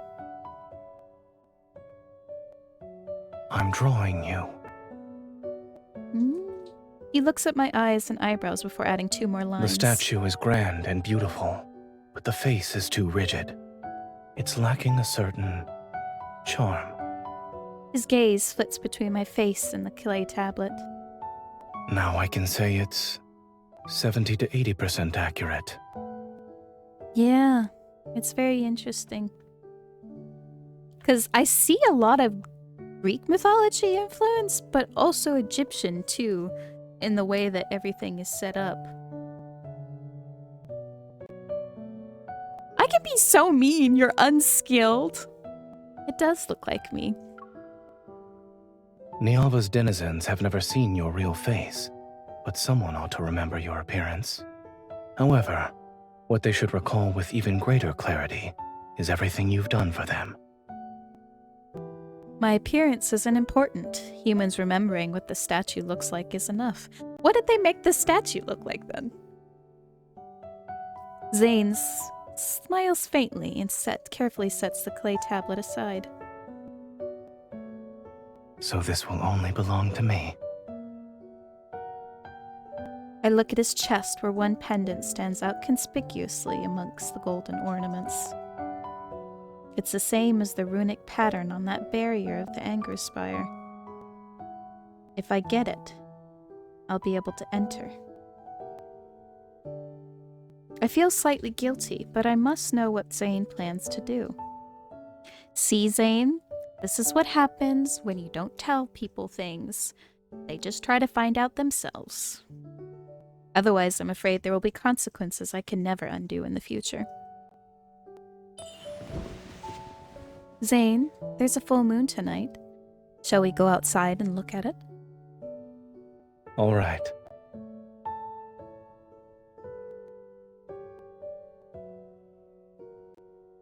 The moonlight is hazy. Far away, the sounds of singing and dancing from the city can still be heard, but they quickly fade into the night wind and soft chirping of insects. On the terrace of the Divine Tower, I arrange the food I bought from the market on a table and sit down next to Zayne on the rattan bed. Try some. I requested these honey sweets be made according to your preferences. Of course we got sweets for him. We'll feed him. Cinnamon, pine nuts, and cashews. Although it's delicious, it's a little bland. That's impossible. I watched them make these myself. They added this much honey. It's very bland. Not sweet enough for you. That's funny. I watch Zayne skeptically as he eats 2 more pieces with the same unfazed expression. I think for a moment before tentatively leaning in to give him a kiss. Is this sweet enough for you, Zayne?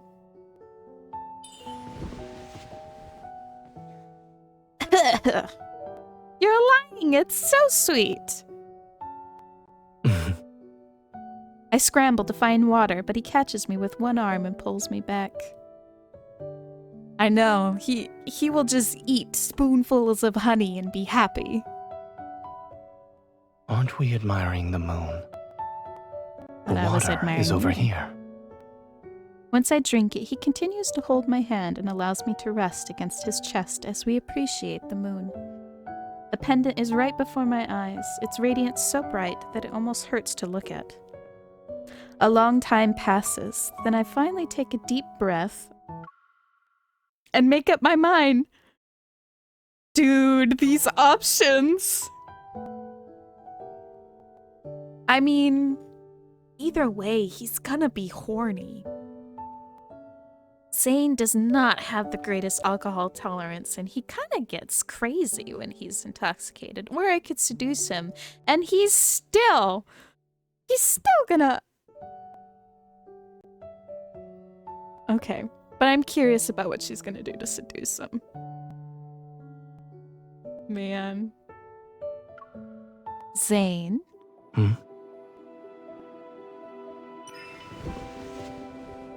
The moonlight is beautiful. Wouldn't it be a bit of a waste if we didn't do something? He's caught off guard, his gaze drifting to the places my clothing can see.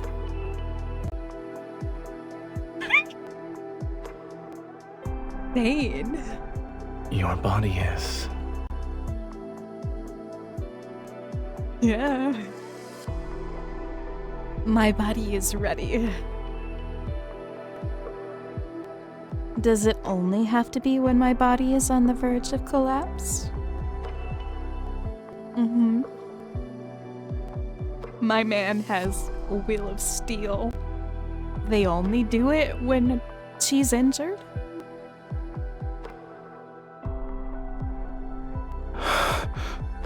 We're outside. The Divine Tower in its entirety is mine. And you also belong to me. Does it matter?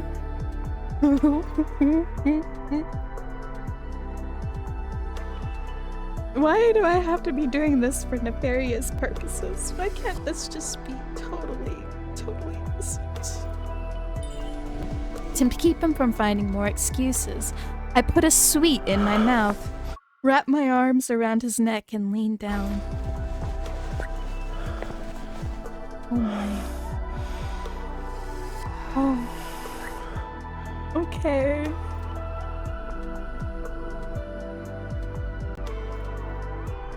Look at him panting.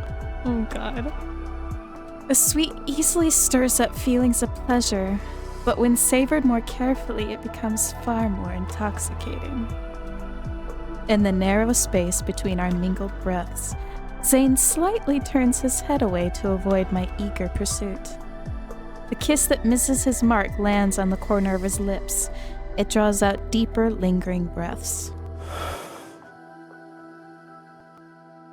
Is this a gift for me, or a new punishment? I mean, it could be both, Zayne. It can be both. I lower my head and rest my cheek against Zayne's shoulder. My lips touch the spot where his heartbeat pulsates against his neck. With every syllable, I can feel his skin become damp beneath my breath. How'd you know I'd say that? I mean, it can be both. Can't deny that. Do you want me to stop?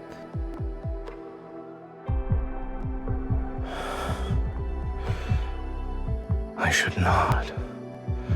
But my heart doesn't want to.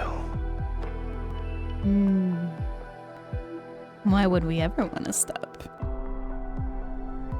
His arms that are wrapped around my waist tighten. Silent waves surge and churn in his eyes. They scatter with the fine golden flecks from the candlelight. You are both kind of girly. I mean, Caleb is my main, so yes, I cannot deny that. Kiss him.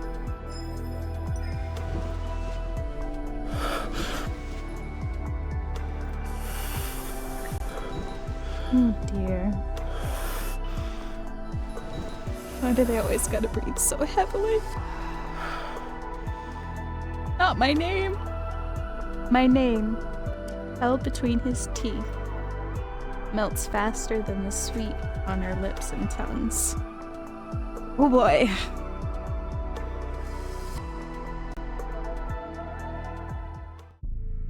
Oh man.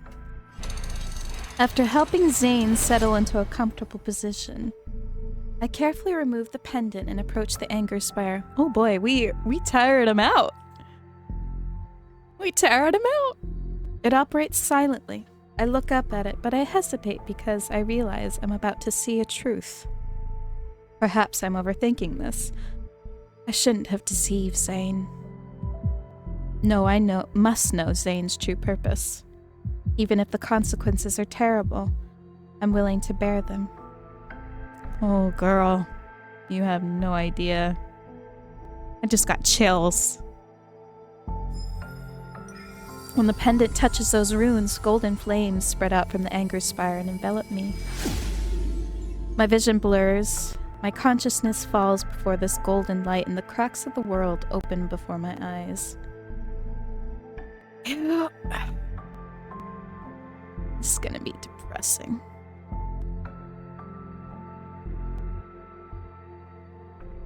Golden Anzus carrying threads in their beaks fly past me.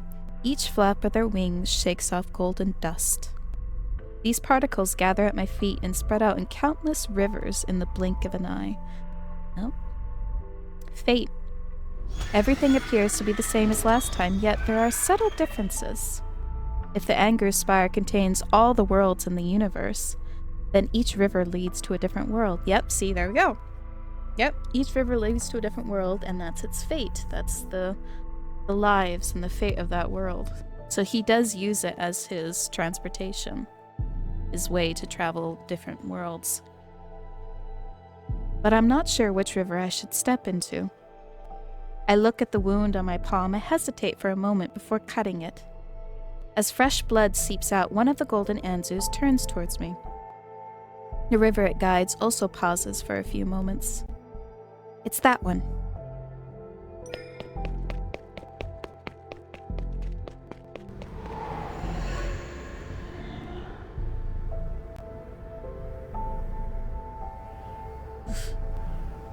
It's interesting that they bring rivers into this so much, because rivers are also very important in Egyptian mythology, for one, but also in Greek mythology. In the Nile River, there are so many myths about the gods happening in that river, where Set murders Osiris and spreads the piece of his body in the Nile, and his wife puts him back together again. He becomes the god of the dead.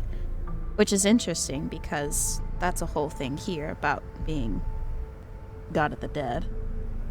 But also, in Greek mythology, there's the river Styx and the river Lethe.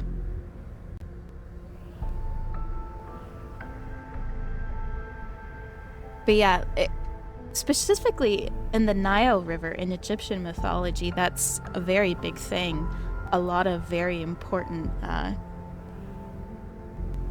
myths about the Egyptian gods happen there. I wonder if they're trying to draw some parallels between Osiris and his wife. Howling winds carry an aura heavier than death itself. It pierces my body while hollow reverberations echo endlessly through the boundless darkness. Between jagged mountain ridges, a massive stone gate blocks the winding gravel path before me. And because Osiris also rules the land of the dead, hell, essentially. The good and bad.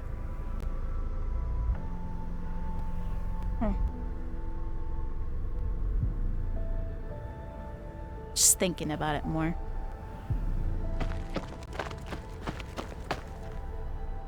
A figure clad in gray robes materializes before me.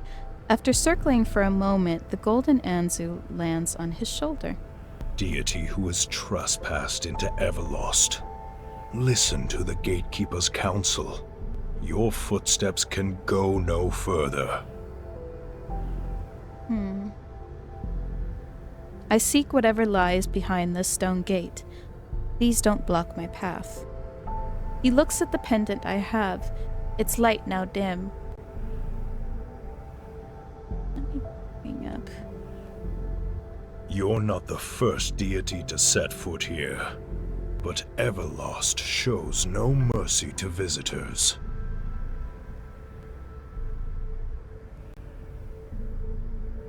Are you referring to the owner of this pendant?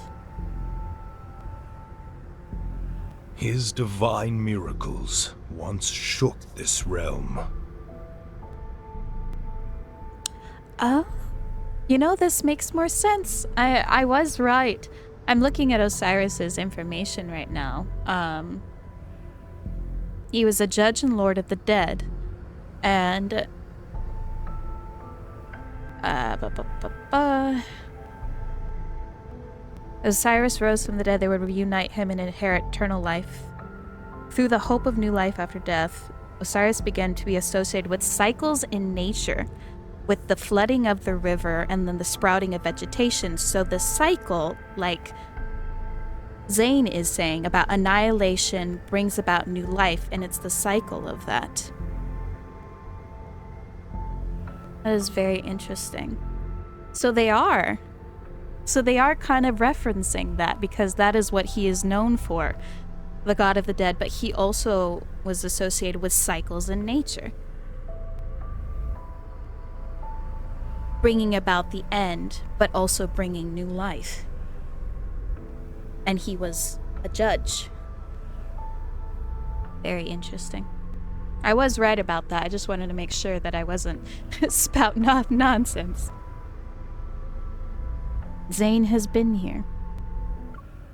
His divine miracles once shook this realm. His power has grown weak, and that supreme god is about to meet his end.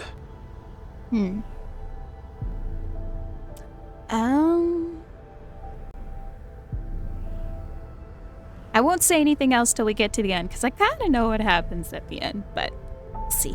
Hold on. Unable to tell if my thoughts were frozen from shock or from the cold, I hear my own stiff voice. What brought that god here? Beyond the 7 gates, a stone was nestled in the Netherworld's bosom. The Creatio Stone. It could create life and resurrect the dead.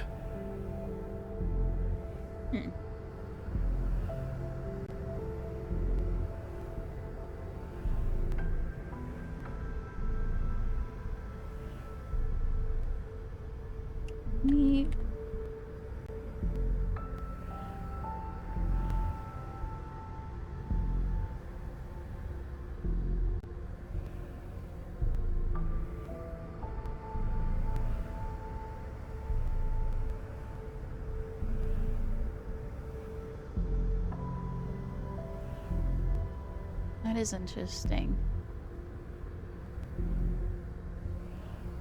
It rested in an eternal slumber until that god took it. Creating life, resurrecting the dead. What did he do with the Creatio Stone? As soon as the question leaves my lips, a truth vaguely reveals itself in my heart. Only a divine soul of a certain weight can resonate with it. Goddess, who bears the aura of the Creatio Stone, have you already forgotten the eternal realm's bone-chilling cold and darkness? That is where the dead slumber. When those words fall, my heart stops for a moment. The cold that sweeps across eons drags my soul back to blurry yet vivid bloody memories. The pain one could feel in their bones at death's doorstep, the suffocating darkness. I can't remember anything else. It's fine. There's no reason to be afraid of a death that's long since passed. I steady my breathing only to realize something. Zayne. He knows how I died. That's why he resurrected me. It seems our fates were already entwined long before our first meeting in Niava.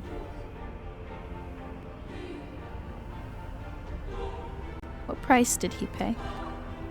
The Creatios is precious. When he took it, he must have paid an equivalent price. I could almost see the heavy stone gate slowly open. The familiar figure enters without any hesitation. Zayne, what price did he pay to resurrect me? What did he lose? The gray figure's sighs are like the murmurs in one's sleep, a lament sung for those who never return. Goddess who has been resurrected, if you dare to endure the gaze of each stone gate and withstand the erosion of darkness.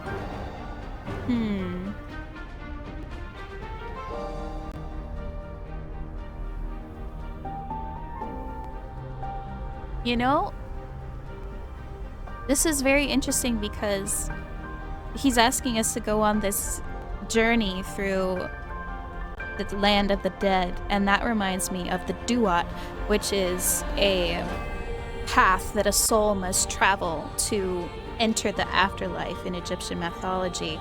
And it's not 7, it's 12, but you must go through 12 gates through perilous times and dangers and monsters and fights, and you are given a book of spells to help you get through that in order to get to the afterlife, to be judged on if you are worthy or not. And that is very interesting.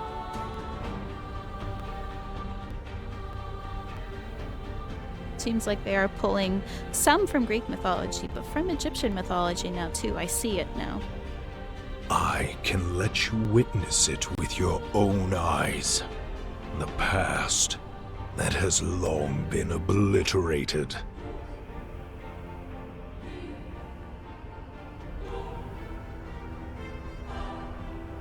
I'm willing. The weakened golden Anzu screeches and lunges at me, a sharp feather heads straight for my eyes. The pain is more unbearable than death itself. I dig my nails into my palms and barely manage to keep myself from closing my eyes. While I'm in a daze, that golden Anzu seemingly carries me through the mist-dark barriers. It soars to those looming layered stone gates. White bones dance wildly, rivers of blood boil, and thorns leave crisscross bloody marks on a body stripped of power. I see that his figure silently passes through one massive stone gate after another. Only a single golden Anzu is by his side.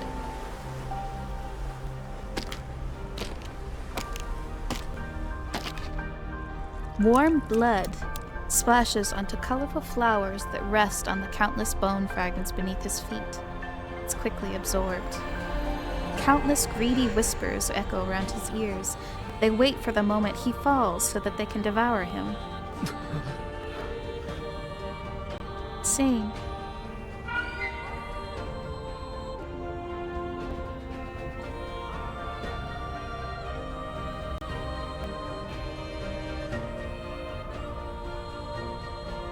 You shouldn't have followed me here. My power is about to be consumed by Everlost.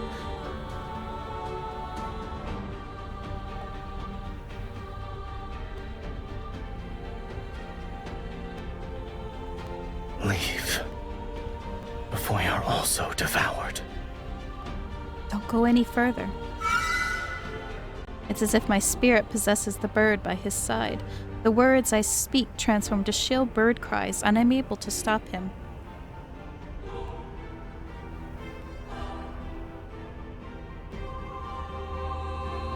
I know.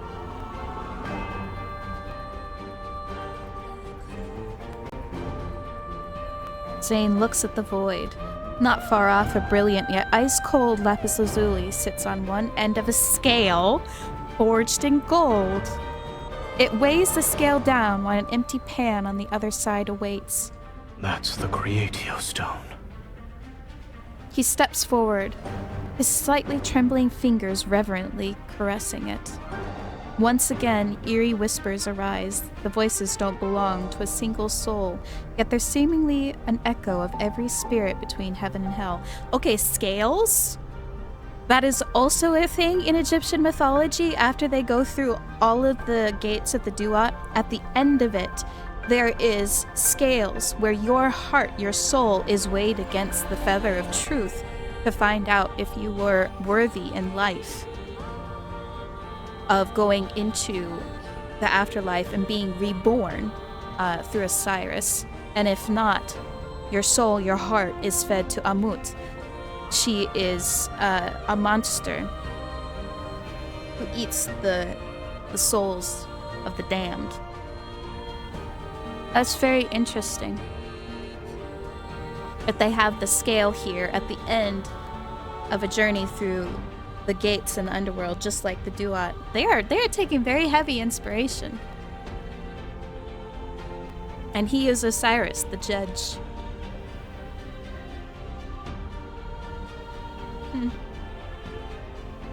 The Creatio Stone is extraordinarily heavy. Look, that god no longer has any bargaining chips left. His glory and authority have been stripped away by the 7 gates. and his divine power was spilled along the path he took to get here. Give up! Give up already! Let us consume the remains of your flesh and blood! His remaining power coalesces in his hand. He places this faint glimmer on the other side of the scale, yet the beam doesn't budge. It's not enough. It's not enough. Nothing is more precious than the Creatio Stone. In his palm, a mass of fresh blood swirls like crimson mist to become another weight on the scale. The golden beam tilts ever so slightly before returning to its original position. It's enough, Zayne. My words can only become the Anzu's mournful cries. Then his hand moves to his own heart.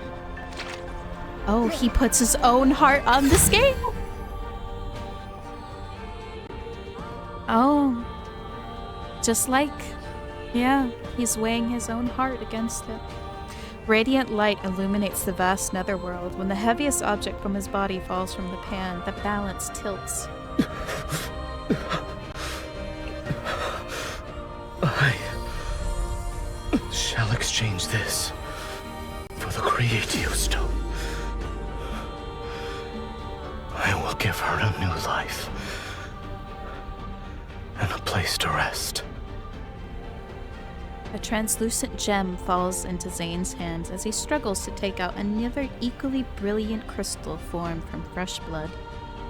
The crystal slowly melts into warm divine blood and drips onto the gem, whose color is like lapis lazuli. A long time passes and the first heartbeat emerges. Death shall no longer be our destiny this time. Oof. Man, I am just seeing...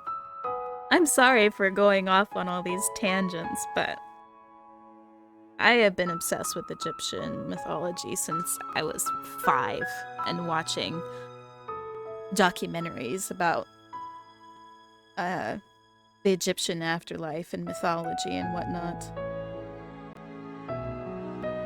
Obsessed with it when I was a kid. Still am. Oh, Zayne.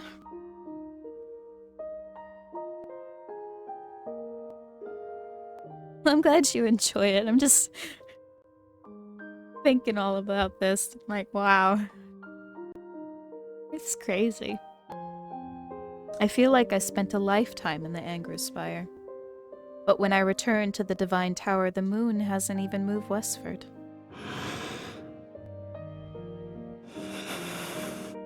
Carefully placing the pendant back, I can't help but gently smooth his slightly furrowed brow.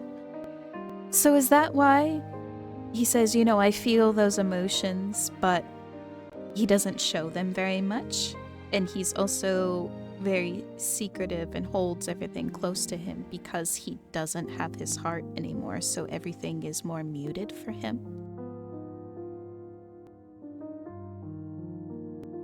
Interesting. He gave everything he could to secure a future where I could survive, to construct a world where I could find shelter. Now this world is in danger, and I will perish along with it. I don't know. Because it reminds me, like, in the Ice Queen, when the Ice Queen puts a shard of her ice into the young girl's heart, her heart is hardened, and she can no longer feel those emotions anymore. And it takes... Or no, it was the boy. It was the boy who got a shard of the Ice Queen's ice in his heart, and he's hardened his heart against his girlfriend that he left, that the Ice Queen took him because she wanted him. And it's the girl crying and kissing over him that melts his heart and lets him feel again. And that's where I'm thinking about, is the Ice Queen, and then him losing his heart. Lets him feel muted or no emotions, really. I don't know. Now this world is in danger, and I will perish along with it. I am certain he shall pay another devastating price to save me. I used to be sad before. It seemed like you didn't care about me and wanted to do everything that could make me angry. But now, Zayne, I regret it. Those words aren't spoken aloud. I rest my head over where his heart is. I would prefer it if you never liked me. Honey! Oh yeah, you can see the little snakehead. The little snakehead's right there. Honey, you pushed and pushed for him to marry you. You pushed and pushed him until he gave in.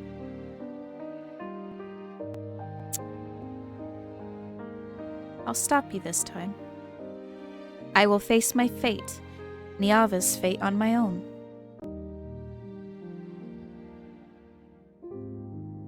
However, the anger spire didn't exactly tell me what Zayne plans to do. I racked my brain for many days and secretly made preparations to the best of my ability. Although I wish Zayne was more straightforward and told me everything, he never gave me the answer I wanted, no matter how much I tried to probe indirectly.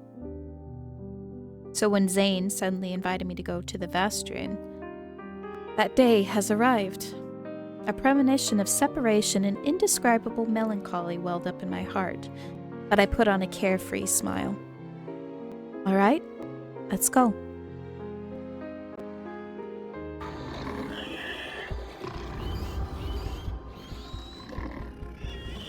Oh dear. I've been seen it countless times before. The Vastrian is always the same as it's always been. Dust and sand fill the sky, and black mist enshrouds everything.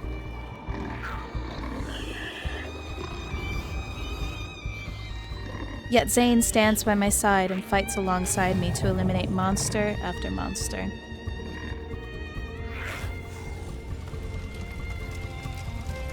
When I asked you before, you said the Vastrian couldn't be destroyed yet. Is today that time? Yeah, Astria. That is in the name. That's interesting. When you fought the monsters here before, they'd always come back, yes?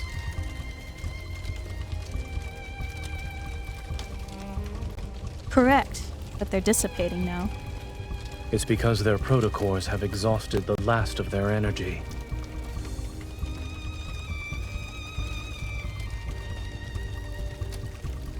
I take the crystal from Zayne's hand. He said the protocores are these monsters' hearts.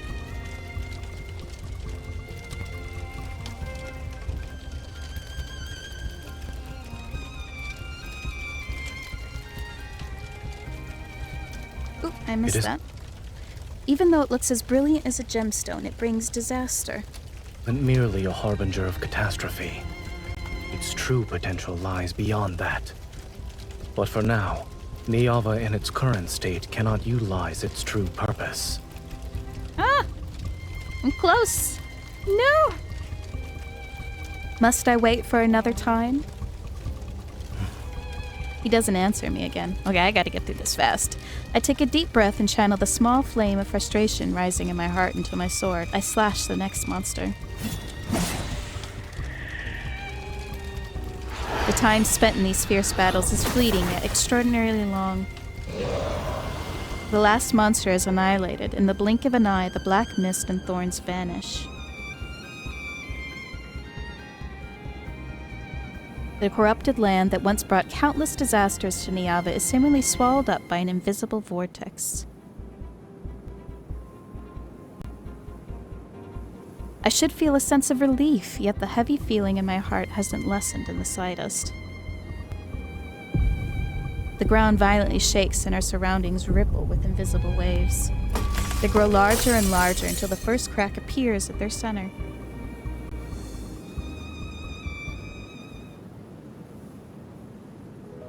What is this? The Vastrayan has vanished. Vastrayan? Perhaps this fissure can be Astray. considered a wound left after removing a malignant growth. He stops before it and turns to look at me.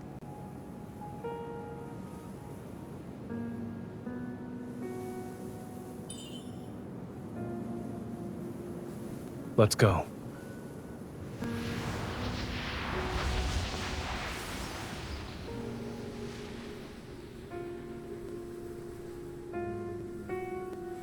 The evening stirs up a gentle, harmonious rustle against the trees. A stream flows past undulating rocks and stones. This is the valley where we first met. But it was eroded by the Vestrayan centuries ago. It became a desert with yellow sand. Is this a dream? No.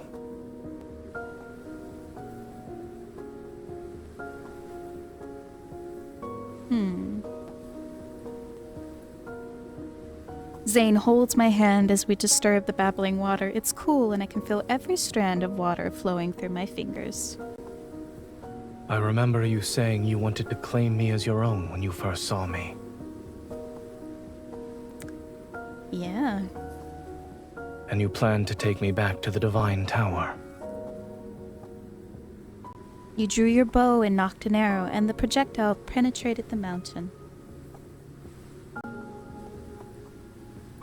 I had never seen someone so powerful and handsome before.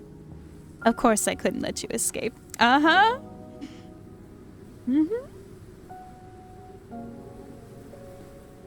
Looking back now, that day was a first meeting for me, but for Zayne, it was a reunion he waited a long time before.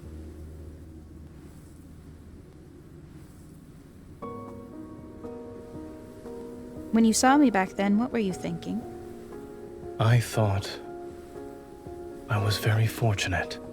The first person I encountered in this world was you. You knew me before then.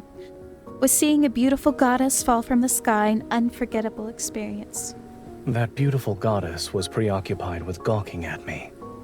She then proceeded to slip on a stone and fall. Indeed, it was truly unforgettable. I was gawking at you? Excuse me. As if we were going for an ordinary stroll, he leads me through grove after grove as trees' shadows. They sway with starlight. We are in the depths of the Vestrayan. If we go through here, will we find ourselves? Do you want to know? I don't. I stop in my tracks and tightly grip his hand. If we reach the end of this world, he might leave me. I want to stay here. I don't want to go anywhere. Sir, I want to claim you. Yes, yes, please. Then let's stay. I also don't want to go anywhere. I won't let you leave.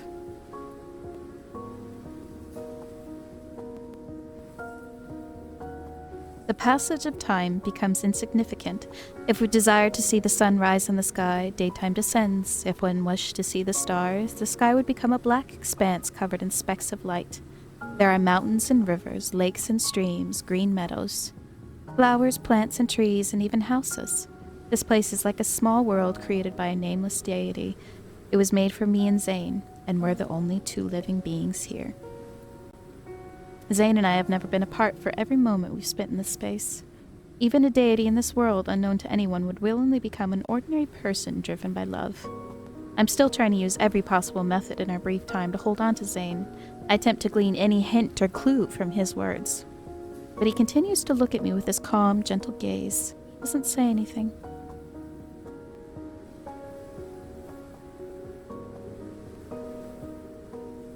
This is for you. I place a clay figurine made from river mud in front of Zayne. So that's why you were digging up mud by the river for several days. He takes the figurine and examines it carefully. Is this me?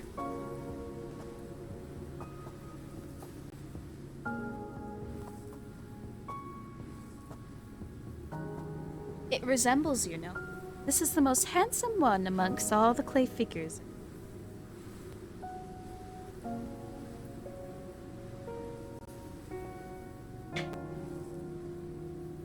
I thought you would make a pair. I actually did try to do that, but I kept breaking. Oh man. If that isn't foreshadowing. I remember how you used to heal my wounds. You're more likely to succeed in making a pair compared to me. Didn't you say I'm not good at creating things?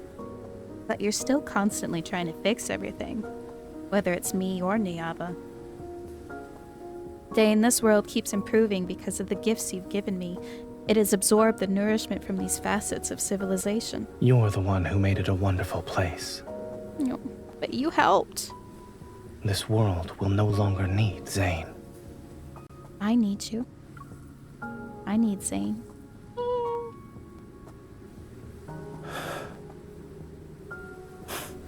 Our surroundings are quiet for a moment. Did our time here make you happy? Zayne. If it were possible, I'd wish everything was like this for all of eternity. If it were possible, would you be willing to stay here for all of eternity? I nod, then I shake my head. We both have things we must do. You're going to leave. Am I mistaken? Your Niava is akin to a plump seed that has already stored enough nutrients. Zayne avoids my gaze as a phantasmal seed appears in his palm. However, now is not the time to plant it. In a place that's infinitesimally far from this world, there are errors I must erase. He closes his palm and he opens again.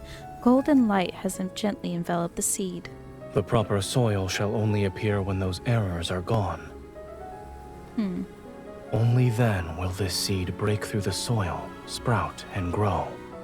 The time you spend in Niava will seemingly last an eternity. You'll be happy. Oh. Those distant grand stories leave his lips as if they were a single leaf gently falling. Yet the weight they have in my heart is heavier than the mountains. Oof, come on. So that's what you need to do. I sweep away the phantasmal seed and force my voice to remain steadfast. You'll protect Niava and me so nothing can get through, and you'll face the dangers and death yourself, is that it? Why would you think I could accept your sacrifice and devotion with a clear conscience? I'm sorry. But even if it is selfish, I shall always make the same choice. These men, always sacrificing themselves for me. He presses down on my hand. As golden light flickers, an object emerges from beneath our overlapping palms. The Destiny Stone. Panic floods my heart. I struggle desperately to break free, but my body won't move. Zayne, if you erase your name from the Destiny Stone, you'll disappear forever and never be able to return to Niava. Familiar golden light pours out from between our intertwined fingers, and the power within my body surges. Boy, you better not be divorcing me. Are you kidding me? On the black stone tablet surrounded by golden radiance, Zayne's name is being erased bit by bit. You promised to carve your name. You were the one who wanted me to stay by your side forever. He looks at me carefully. His focused gaze makes me feel as if he wants to etch my appearance into his memories before fading away. What is with these men just sacrificing themselves and leaving me? Are you...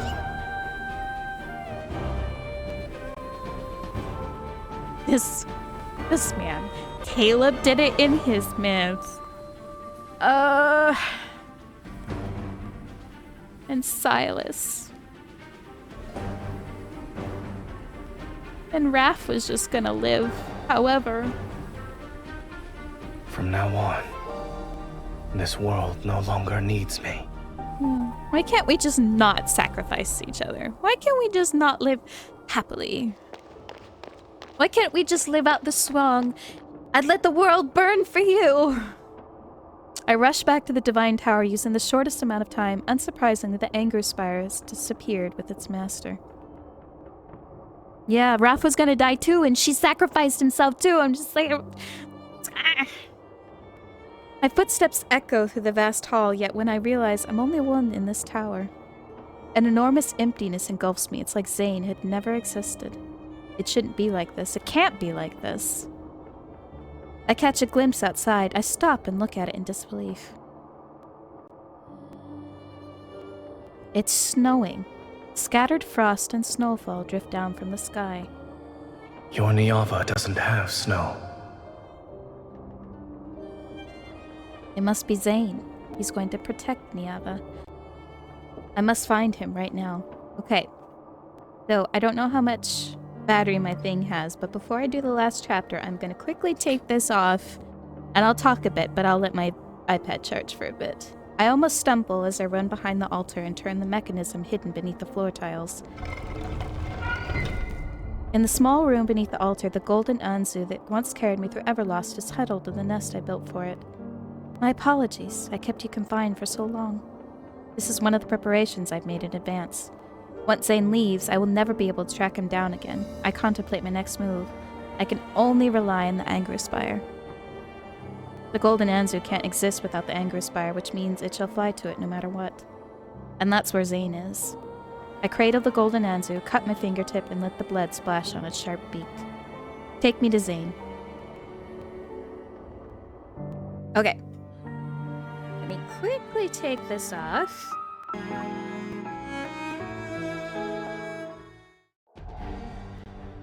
Golden Anzus are born from Zayne's power. Regardless of his current location, every bird can sense his presence. The bird I brought back from the Anger Spire staggers before flapping its wings. It flies towards the depths of the tower. Oh, do you like it? I have little emotional sprites instead of just my basic one. This one is my crying face. It seems Zayne is still in the Divine Tower.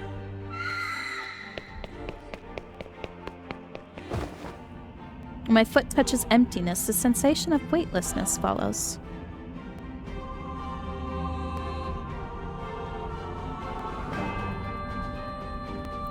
That's interesting. I am prepared. I have another one where I'm angry and another one where I'm thirsty. But this one feels appropriate. Golden Anzus weave and dance before my eyes. The sight doesn't surprise me, but there's no river paved with golden dust this time. The rapid descent doesn't cease. Golden threads from the birds' mouths crisscross, interweave, and extend in fragmented images. My snow won't melt. Promise me you won't cry anymore. Honey, I'm not letting you do this. Follow the jasmine's fragrance. Ah, jasmine. These scenes without order or causality spread out before me. Piece by piece they form the faces of me and Zayne. In the depths of my soul, a corner that was never touched has already loosened. Now they shall never wilt. To save him from darkness. To He's be his immobilized. sanctuary amidst rime and gale. Stay away We'll from meet me. again when dawn greets the world once more. He's immobilized by black ice crystals. See, I haven't seen Foreseer. I don't have all the myth yet. He's holding an umbrella beside an ancient tree. He's in a field of white flowers. He's in an endless expanse of thorns. He's under a green aurora. He's in front of a gravestone in a cemetery. That's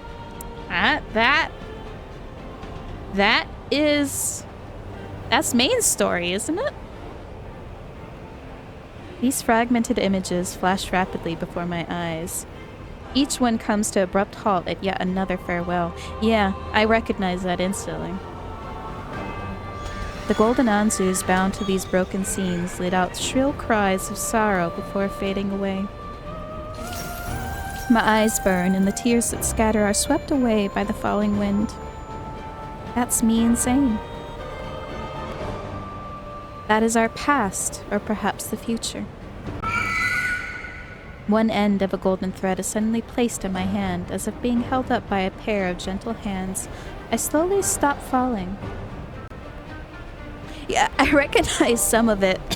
Excuse me. The Aurora, I think, is main story too.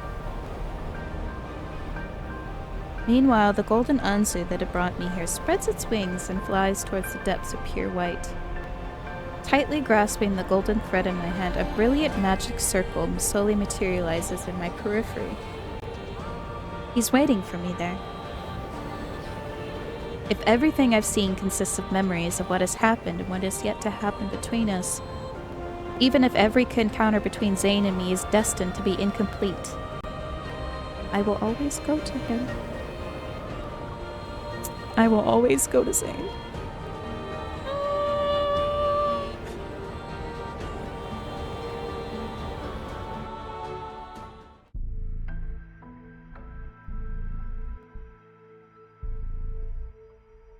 Ah, see?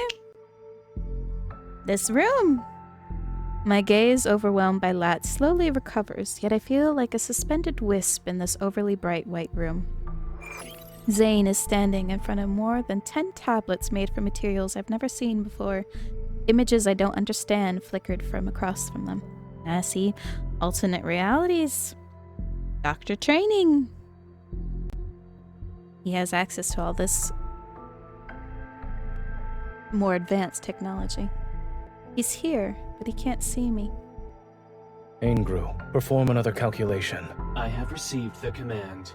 Conducting calculation attempt number 271,828. Oof. The images on the tablets change rapidly in silence. Countless calculations flow across them. Route Z0905 has been successfully calculated. So it's like a spaceship, too. Beginning simulation of Route Z0905 solution. The simulation has failed. Based on historical data and model parameters, no successful pathway exists. The optimal solution is the predetermined plan you have previously inputted. No evacuation of life forms is necessary. The 271,828th calculation has been completed. All pathways converge on the same result. The margin of error is 0.0000. Okay, I don't want to listen to that. Should I flag the fatal flaws in this pathway? Yes, it does look exact. It is the same background. That's immediately when I thought of when I saw this, which is very interesting. Have you noticed that Angru, the computer voice, is just Zayne's voice? That won't be necessary. He lowers his gaze, his fingers trace those cold images before finally falling to his side in silence. In all the time we've spent together, I've never seen Zayne reveal a complex, indescribable expression. My heart feels as though it's been squeezed by an invisible hand. Zayne. What? You're allowed to hide everything from me, but I'm not allowed to catch you off guard for once. Zayne, you're a... Before I can release the rest of my frustration, I'm pulled into an embrace. You shouldn't have come here. Why should I listen to you? I want to counter with the fiercest tone I can muster. The uncontrollable hitch in my voice makes my words sound unconvincing. Stroking his back, I feel Zayne's warmth. It's real and tangible. Time passes. As for the amount I don't know before there's been images vanish, a bell-like sound rings out. We slowly return to our senses and gradually let go of each other as if we woke up from a dream. Neither of us speaks for some time. Then my frustration gets the better of me, and I can't help but give him a good poke. I told you that mouths were explaining. I asked you so many times and gave you so many chances. I didn't give you permission to leave. To leave me.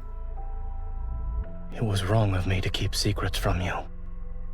However, a poke. Separation is already the best outcome for us. Okay, but you don't get to decide that on your own, darling. That's not how marriage works. You gotta talk to me. You can't just say, oh yeah, I regret it. That does nothing for me now. That does nothing for me now.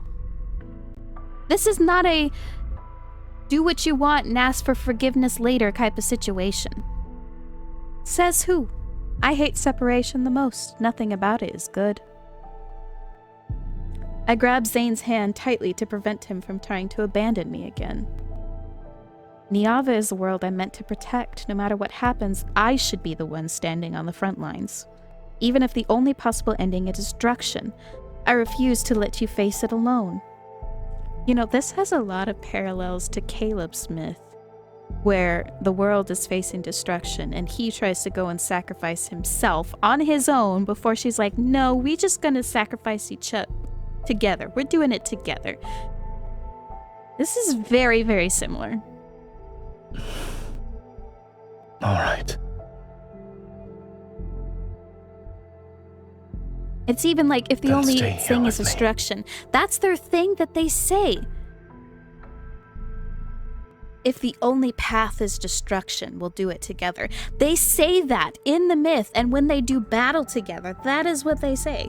It is very, very similar. Are these the heirs you mentioned, the ones that need to be erased? It's not just these. Zayne traces a faint pattern in the air. 2 circles, each a different color, yet partially overlapping, immediately appear. This world exists separately from Niava, but both coexist within the same universe. The fate of destruction has already descended here. It won't be long until it has no connection to Niava. Cuts through the boundary connecting the 2 circles. The black circle gradually disappears with a trace. Only the golden circle is left behind. Thus, the last connection between Niava and this world will be severed like that. If it disappears, then Niava won't be destroyed? Something to that effect. As for where we are at the moment, you may think of this place as my divine tower. You're not just a god in Niava, you're also a god here. The ground beneath our feet shakes without warning. Sounds akin to rumbling from underground echo from outside the room. Be careful. When Zayne pulls me to his side, the shaking stops. Is your divine tower collapsing? Yes. This place is already in ruins. It could collapse at any moment from those kinds of tremors. In the pause between flickering lights, Zayne pulls open an inconspicuous door in the wall and leads me through. We hurry out of that pure white room as the sounds of debris and cracking echo behind us. Before us stretches a long corridor where wind whistles through fissures in the wall. Its mournful reverberation resounds. We're heading to the top floor. We need to disrupt the magical array there. Only by completing the separation of the 2 worlds can the Angru Spire reconnect with Niava. You'll accompany me, yes? He takes my hand and begins walking through the dim corridor. Along both sides of the passageway, there are flickering lights that barely illuminate our surroundings. Everything is dilapidated and decayed, as if it suffered through chaos or an instance of ransacking in the past. I don't know what my foot touched, but the wall in front of me suddenly flashes with scenes I've never seen before. My lord, why do you no longer show us mercy? You have already seen us in the ruins. If even you have abandoned us, then is there anything left for us to believe in? Are we not devout enough? Have you decided to stop answering our prayers? Save me, my lord. I don't want to die like this. The sounds from the images on the wall reverberate against my eardrums. Shocked, I grab Zayne and stop in my tracks. And all those angry, desperate, anguished faces turn towards the same person. Saying They once claimed this world as their own. there are more secrets hidden behind his straightforward words, and the fragmented light casts shadows against Zayne's profile. Do you want to continue listening to this story? It might be a tale that will tell me what I've always wanted to know. Everything about him. If it's about you, I want to hear it. All right. Each display cycles through different images repeatedly. The nearest one shifts. Countless transparent tubes are arranged in neat rows throughout a massive room. All of them have symbols I don't understand. In this world, humans had no names, only numbers. Those individuals pursued maximum efficiency and discarded everything they deemed useless or detrimental to their world's progress. They worshipped the principles that would make this place perfect. Oops, I bumped my mic. Sorry about that. The principles you taught me, are they similar to the water management, land reclamation, calendars, and mathematics you taught me back in Niava? Those who mastered the most fundamental and profound principles were called gods. In that regard, it's very much like your Niava. Mm-hmm. Yeah. So, the The gods book and the used their fractal principles library. to bring their world longer lifespans and endless happiness. In the next image, healthy children grow up and the gravely injured recover quickly. People took much longer to reach old age and die. Time passed, and in the eyes of humans, gods were omnipotent beings who granted every request. So eventually, they demanded eternal life. I remember the day Zayne taught me those medical principles and the small plant that died in his hands. Man, this is taking longer than I thought it would. The gods didn't respond to their request. In other words, what they wanted was something this world couldn't support yet. Wishes went unfulfilled. Only shattered hopes and disasters arrived. To humanity, the gods became bringers of obliteration. What? We can't stay here any longer. We need to go, now. He takes my hand again, but he holds it tighter this time. Okay. Okay. Just get through it. I watch as thin tubes in the display disappeared. They're replaced by images of crystal stones, one after another. There, humans who ignored the warnings cheer for those beautiful crystals. The images on the corridor's walls continue to shift. Humans pursue principles that exceeded the world's capacity to sustain it. But it only accelerated their world's race towards irreversible destruction with greater clarity and speed. Yeah. Striving for perfection and use through protocore technology led them towards their end quicker, just like Ever's doing. Natural disasters and human calamities played out in endless succession with nowhere left to turn. People remembered the gods of yore. They gathered to angrily accuse their deities, mournfully prayed to them, and humbly begged for mercy. Day after day, this facility was surrounded by humans desperately hoping for salvation. When the blizzard arrived, they realized they could no longer receive divine protection. They turned and left, their footsteps disappearing into the apocalyptic snow that had never stopped falling since it began. Then my face flashes briefly across the display. Even though I learned about my past fate and never lost, seeing my face there still leaves me feeling disoriented. I don't stop to ask Zayne about it. My past death must be certainly a memory that Zayne never wants to revisit. Let it be buried in this tomb. Reaching the end of the corridor, it feels as though I've finished reading the entire lifetime of this world. The door leading to the building's top floor is right in front of us.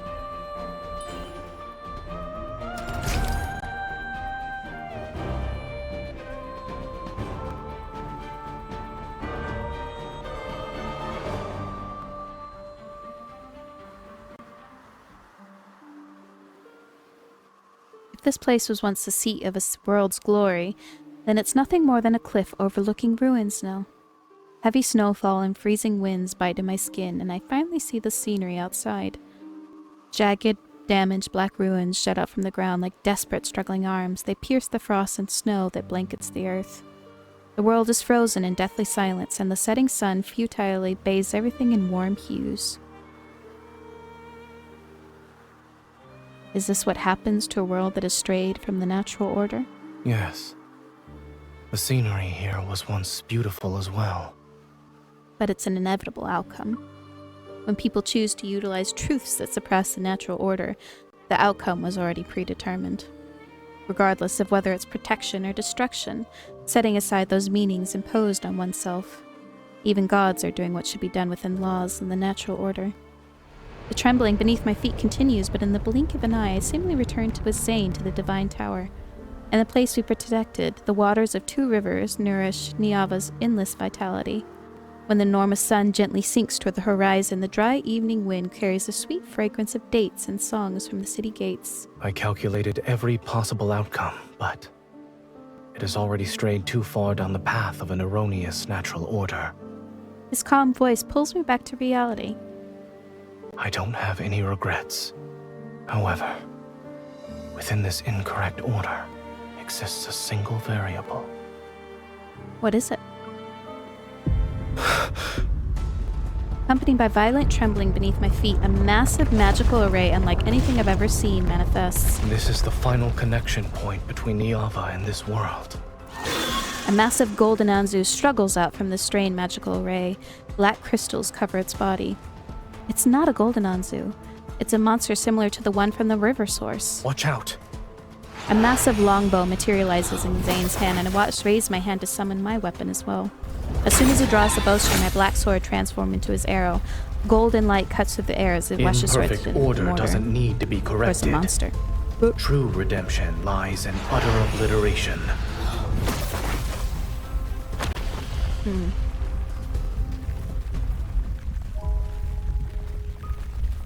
After the giant bird-like creature falls, black energy fragments drift down, reminiscent of Calamity's ashes, bearing an old world. The tremors and rumbling from the world below grow stronger. They transform into ripples that destroy this facility.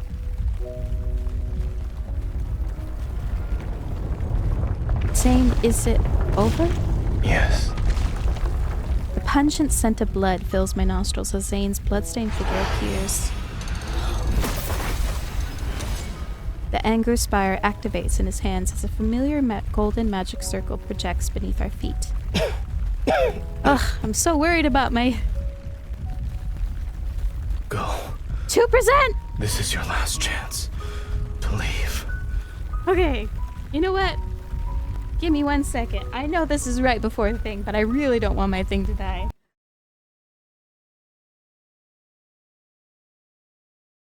Okay, I'm gonna charge it up just a smidge so that this doesn't die in the middle of it. Like, oh my god. I mean, I have been on it since... This is almost 4 hours now. It's done pretty well. My goodness. Yeah. I'm on the edge of my seat, man. Come on, just give me a few more percent.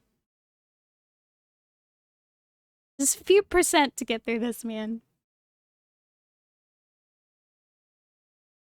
I should have plugged it in between the time between streams, but I was thinking I wasn't gonna come back. Ugh. Come on, let me finish it.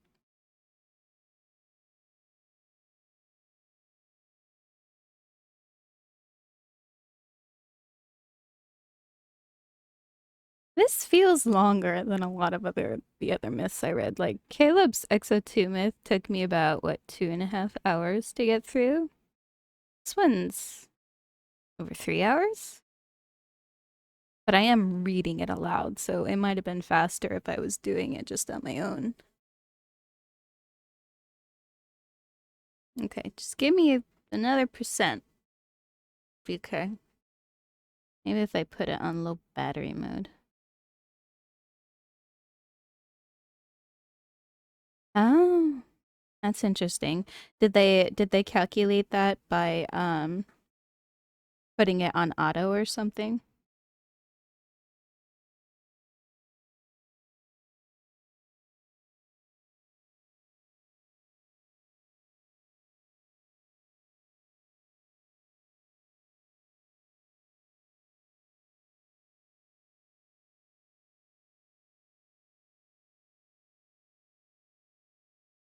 Okay, 5%. I think that should be enough to get me through.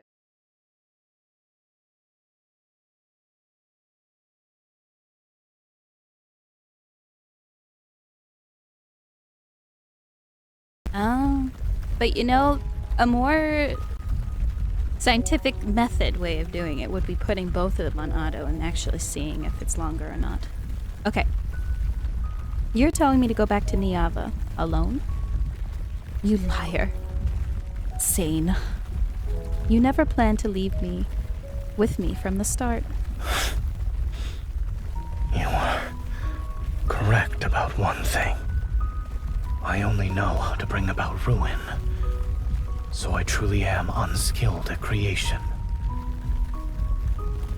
That really reminds me of Caleb Smith. Oh boy, I need to get through this. The severance is complete. This world will no longer corrupt Niava, and it won't drag it down into the abyss. After this, your Niava can peacefully wait in the universe. It shall wait for when it's ready to break through the soil and flourish. In this moment, I think I finally understand. Zayne, I'm the variable you mentioned, yes? To be more precise, it is my selfish desire.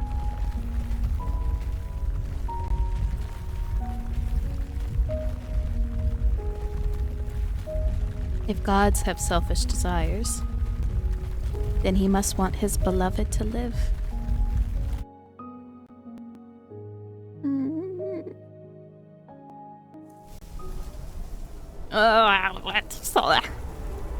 Huh?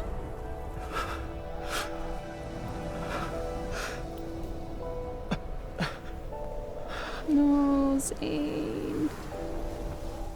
Heal. My power has been nearly depleted. Embracing.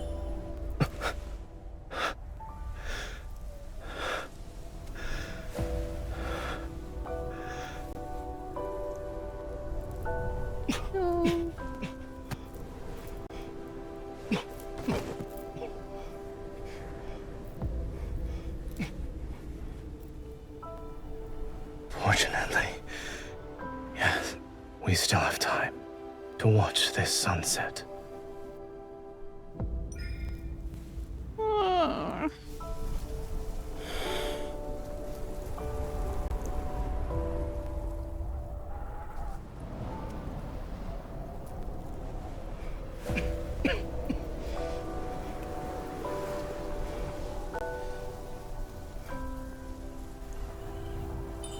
So that's how this world's final sunset looks.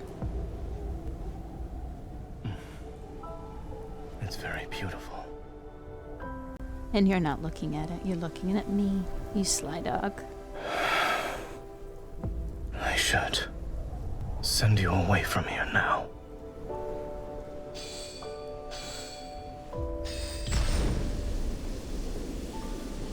Oh, he's barefoot.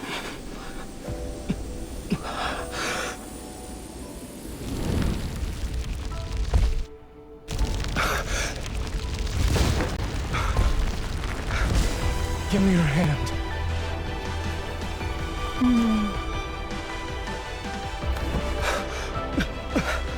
What happens if you don't take it?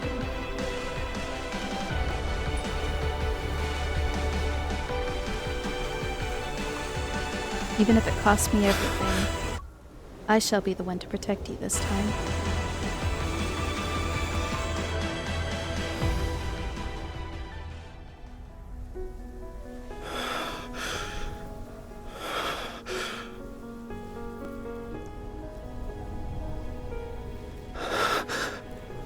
You actually gave all your power to me. You've already given me so much more.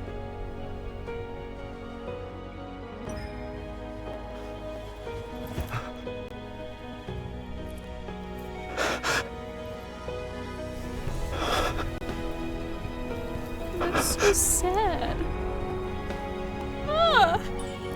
Our destinies will intertwine countless times more. I wish our next encounter will find its perfect fulfillment. Will it ever come true, Zayne?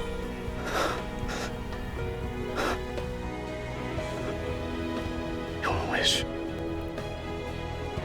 will come true.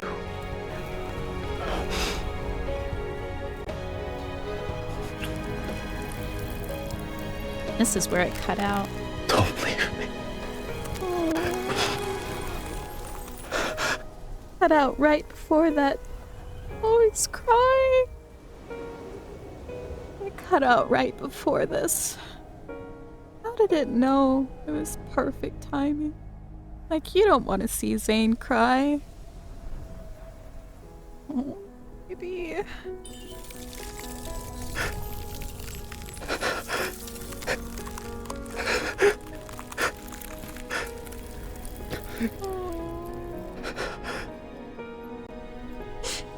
This heartbreaking little cry. Before this snow stops. I'll wait for our reunion.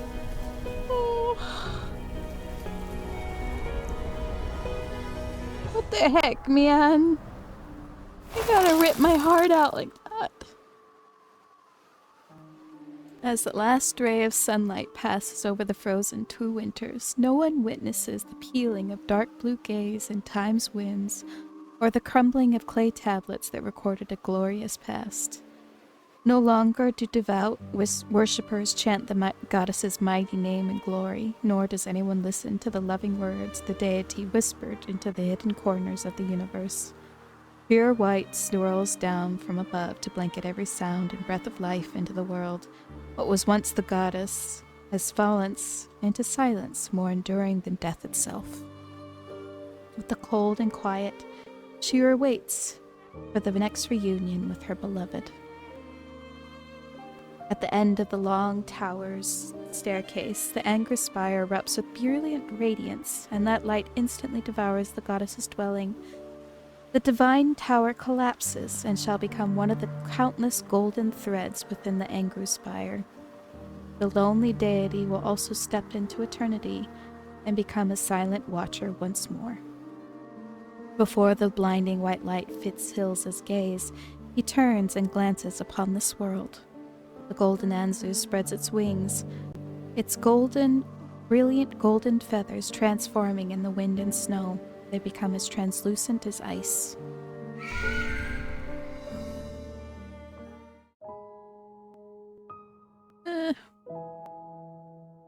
And there's the library. It's an ordinary morning. Groggy, the administrator yawns, rubs his eyes, and pulls open the library's weathered doors from inside. Cold wind seeps through the gap. Caught off guard, he shivers. It's cold. Fixing his collar, the administrator quickly flips the close sign over.